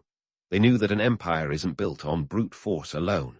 Nope, you need paperwork, mountains of it. And so, they set up one of the most efficient administrative systems the ancient world had ever seen. Think of it as the IRS on steroids. They had scribes and officials all over the place, collecting taxes, enforcing laws, and keeping everything running smoother than a well-oiled chariot. It was a system that kept the empire's heart beating, even when the swords were sheathed. Now, let's talk taxes, because who doesn't love a good tax story, right? The Assyrians had a tax system that makes modern accountants drool with envy. They collected taxes in kind, grain, cattle, textiles, and in some cases, plain old silver. But they didn't stop there. They had a knack for squeezing revenue out of every corner of their realm, establishing tariffs on trade goods, and even charging tolls on state roads. It was a fiscal policy that would make Wall Street blush. And while taxes aren't exactly the stuff of epic poetry, they were the lifeblood of the empire. Without this steady stream of resources, their grand military campaigns would have been nothing more than pipe dreams. In many ways, the Assyrians were the original corporate strategists. They understood supply and demand, resource management, and customer, or rather, subject, loyalty. They knew that to keep the empire thriving, they needed more than just a strong arm. They needed a strong economy. So they built one, piece by meticulous piece, ensuring that the empire's power wasn't just in its swords, but in its ledgers, too. And while the Assyrians might not have had PowerPoint presentations and board meetings, they certainly understood the power of a solid business plan. Their ability to blend military might with economic savvy was a testament to their strategic genius, even if it was a bit on the ruthless side. It's a lesson in empire building that echoes through the ages. Conquering is one thing, sustaining is another. And the Assyrians, they were masters of both. But before we wrap this up with a neat little bow, let's not forget that all this economic brilliance didn't make the Assyrians any less brutal. They were still the empire that paraded severed heads like trophies, after all. Yet it's this very duality, the blend of innovation and intimidation, that makes them such a fascinating study. They were the ancient world's ultimate paradox, both a beacon of progress and a cautionary tale of power run amok. So as we continue to unravel the story of the Assyrian Empire, let's keep our eyes on the prize. Because while their military feats are the stuff of legends, It's their economic strategies that truly cemented their legacy. And in that legacy, we find a reflection of humanity's ceaseless quest for power, wealth, and control, a quest that, for better or worse, has shaped the course of history. And there's still plenty more to unpack in this ancient saga. Stay tuned, because the Assyrians have more lessons to teach, whether we're ready for them or not. Now, as we dive deeper into the Assyrian masterclass on empire building, let's shift our gaze from the battlefield to the boardroom, or its ancient equivalent, anyway. We're talking political intrigue, administrative wizardry, and a propaganda machine that would make modern spin doctors green with envy. If you've ever wondered how the Assyrians managed to keep their sprawling realm from collapsing like a house of cards, you're in for a treat. First off, the Assyrian kings were no slouches when it came to political strategy. They knew that ruling an empire wasn't just about swinging swords, it was also about knowing which palms to grease and which egos to stroke. We're talking about a Game of Thrones where the stakes were as high as the ziggurats they built. Imagine a world where alliances were as fragile as the clay tablets they were inscribed on. One wrong move, and you'd find yourself on the business end of an assassination plot faster than you could say, regime change. The Assyrians had a talent for turning potential enemies into allies, or at least keeping them too busy to cause trouble. This required a delicate balance of diplomacy and intimidation, a tightrope walk between carrot and stick. Local rulers were often kept in line with a mix of fear and favor.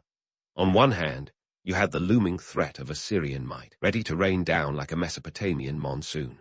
On the other, there were rewards for loyalty, lands, titles, and a place at the royal table, provided you played by the rules. And those rules, oh, they were written in stone, literally. The Assyrians loved their inscriptions, chiseling everything from royal edicts to grocery lists into stone slabs. But this wasn't just about record-keeping, it was propaganda with a capital P. These inscriptions weren't just historical records, they were carefully curated narratives designed to project an image of the king as both a benevolent ruler and a fearsome conqueror. Think of it as ancient spin, with the added bonus of being carved in unbreakable material. But it wasn't just words that did the trick, it was the architecture, too. The Assyrians built grand palaces and temples, towering achievements of engineering and artistry. These structures weren't just for show, they were tangible symbols of power, designed to awe and intimidate both subjects and rivals. The Palace of Sargon Roman II at Diosharukin, for instance, was a sprawling complex covering over 100 acres. And let's not forget the city of Nineveh. With its massive walls and intricate reliefs, it was like a billboard for Assyrian supremacy, a constant reminder of who was in charge. Yet, while the monumental architecture and stone-cold propaganda kept the empire's image polished, the reality behind the scenes was a bit more messy. The Assyrian court was a hotbed of intrigue and backstabbing, where political machinations were as common as sandals in the desert.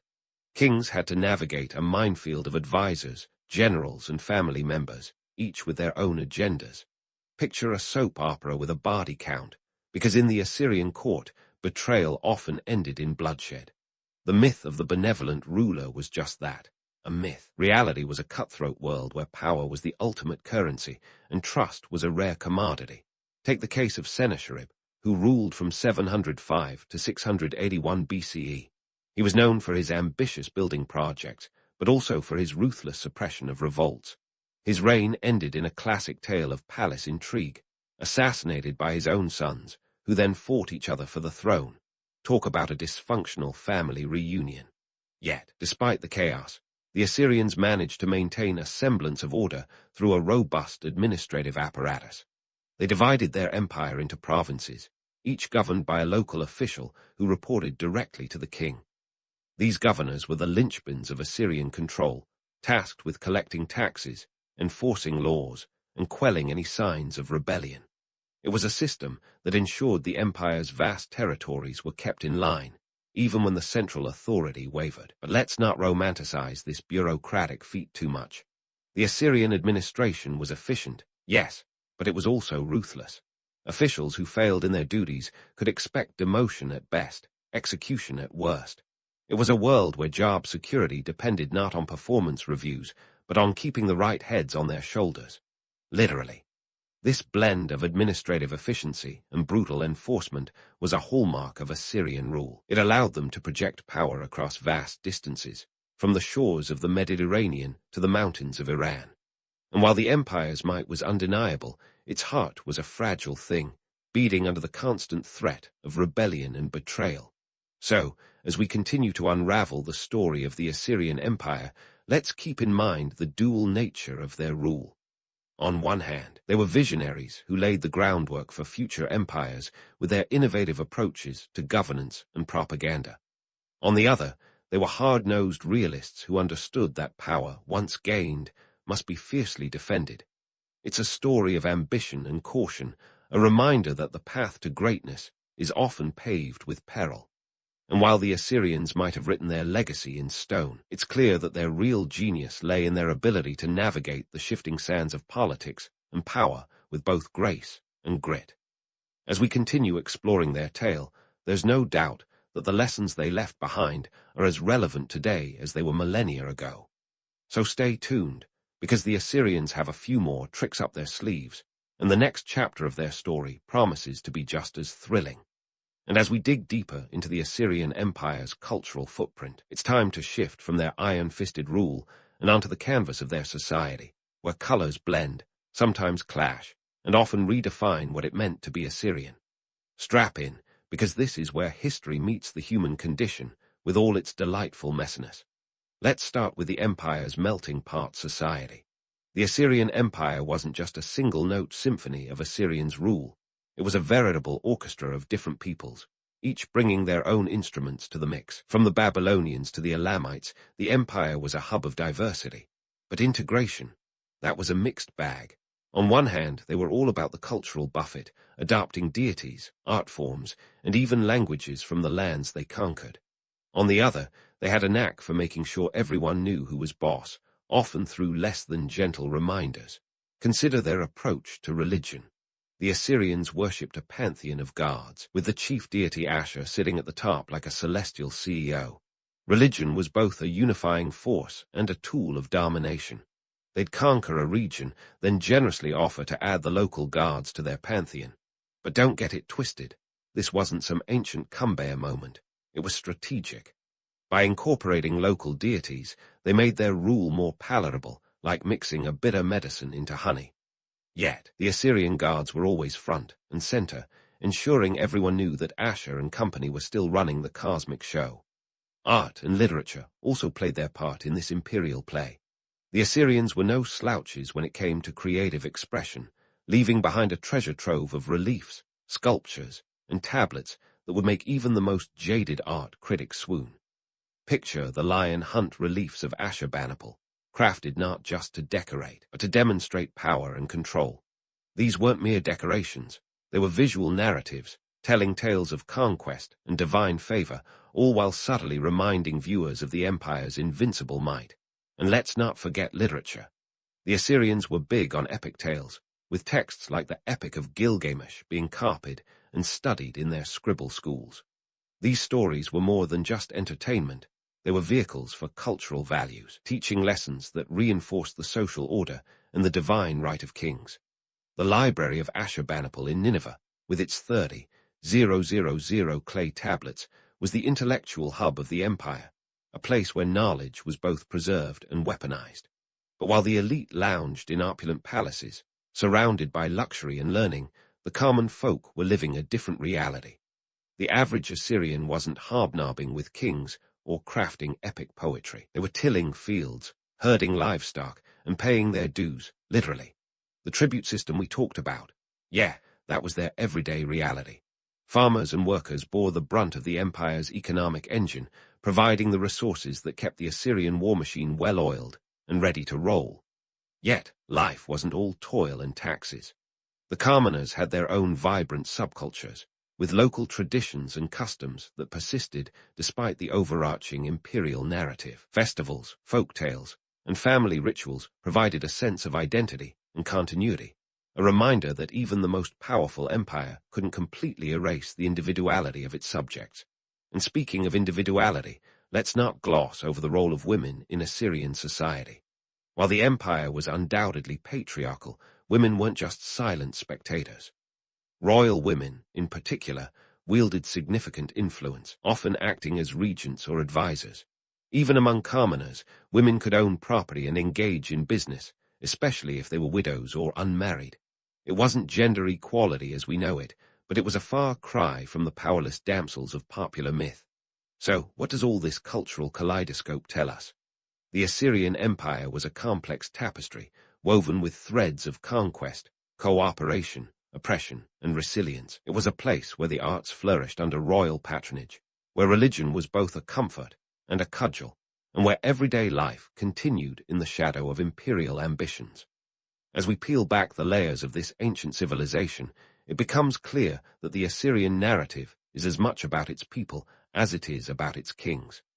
It's about the creative genius that left us masterpieces in stone and clay, the religious fervor that sought to make sense of a tumultuous world, the everyday struggles and triumphs that made up the fabric of Assyrian life. And while the empire's legacy is often overshadowed by its military might, it's these cultural and social nuances that offer a fuller picture of what it meant to live under the Assyrian sun. A picture that's as vibrant and varied as the empire itself, a testament to the indomitable human spirit that persists in even the most towering of empires. Stay tuned, because the Assyrian saga is far from over. There are more layers to unravel, more stories to tell, and more lessons to learn from this ancient powerhouse that continues to captivate our imaginations. The next chapter promises to shed even more light on the enigmatic world of the Assyrians, revealing truths that are as relevant today as they were millennia ago. So, where does this whirlwind tour of ancient Assyria leave us? Right on the edge of a precipice, as it turns out. The mighty Assyrian Empire, once strutting its stuff across the ancient world like it owned the place, would soon face a fall as dramatic as its rise.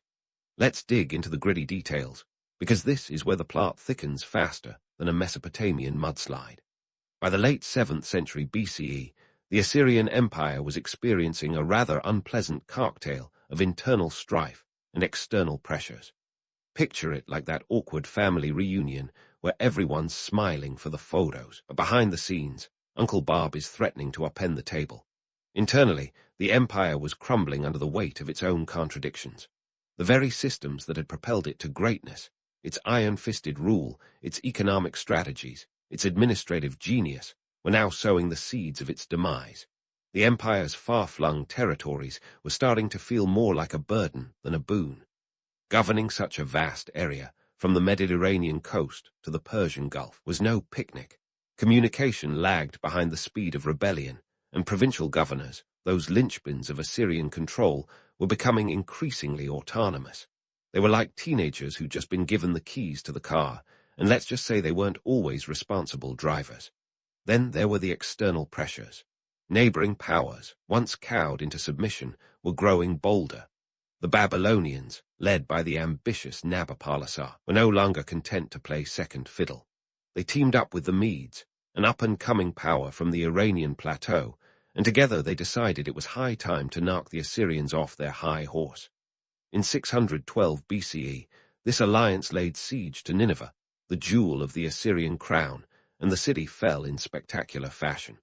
It was the ancient equivalent of a blockbuster finale, complete with walls crumbling and flames licking the sky. As the empire collapsed under external assaults and internal disarray, it became clear that the Assyrian model of governance, centralized, autocratic, and brutally efficient, was both its greatest strength and its fatal flaw. It had created an empire capable of incredible feats, but was too rigid to adapt to changing circumstances. It's a classic story of overreach. When you build an empire on fear and force, don't be surprised if it falls apart when that fear finds new targets. But before we bid farewell to the Assyrians, let's consider their legacy. While their empire may have crumbled into the pages of history, the innovations and terror tactics they perfected left a mark that influenced future civilizations in ways both profound and peculiar. Their military strategies, for instance, were studied and emulated by later empires. From the Persians to the Romans, the Assyrians had turned war into a science, and their methods of siege warfare, like the infamous battering ram, became standard tools in the imperial playbook. On the economic front, The Assyrian tribute system and trade networks laid the groundwork for future empires' fiscal policies. They understood the power of controlling both land and commerce, a lesson not lost on empires like the Achaemenids, who would follow in their footsteps. Their administrative model, with its provinces and local governors, also provided a blueprint for managing vast territories, influencing everyone from the Persians to the Ottomans. Yet, it's their use of propaganda and psychological warfare that might be their most enduring legacy. The Assyrians mastered the art of narrative control, using inscriptions and art to project an image of invincibility. This approach to empire building, where the story you tell is as important as the battles you win, is a tactic that echoes through history. Think of it as the ancient precursor to modern PR campaigns, because sometimes perception is reality. So, if the Assyrians could see how they've been portrayed throughout history, how would they react? Would they be flattered by the awe and fear their name still commands, or would they be irked by the caricature of ruthless barbarians? Probably a bit of both. After all, these were people who knew the power of a good story, and they'd likely appreciate how their legacy continues to captivate and terrify in equal measure. In the end, the Assyrian Empire is a testament to the complexity of human ambition. It's a reminder that even the most formidable powers are vulnerable to the very forces they set in motion. Their story is one of brilliance and brutality, innovation and oppression, a cocktail of contradictions that continues to resonate today. As we close the book on their saga, we're left with lessons on the fleeting nature of power and the enduring impact of human ingenuity, for better or worse. And so, dear listeners, as you drift off to sleep with visions of ancient warriors and towering ziggurats, remember this: history is a tapestry of stories, each thread a reminder of the heights we can reach and the depths we must avoid. The Assyrians, in all their glory and grimness, offer a vivid chapter in that ongoing narrative, a chapter that, like all good stories, leaves us with more questions than answers. Sweet dreams, and may your own quests for knowledge be as bold and enlightening as those ancient warriors of Mesopotamia.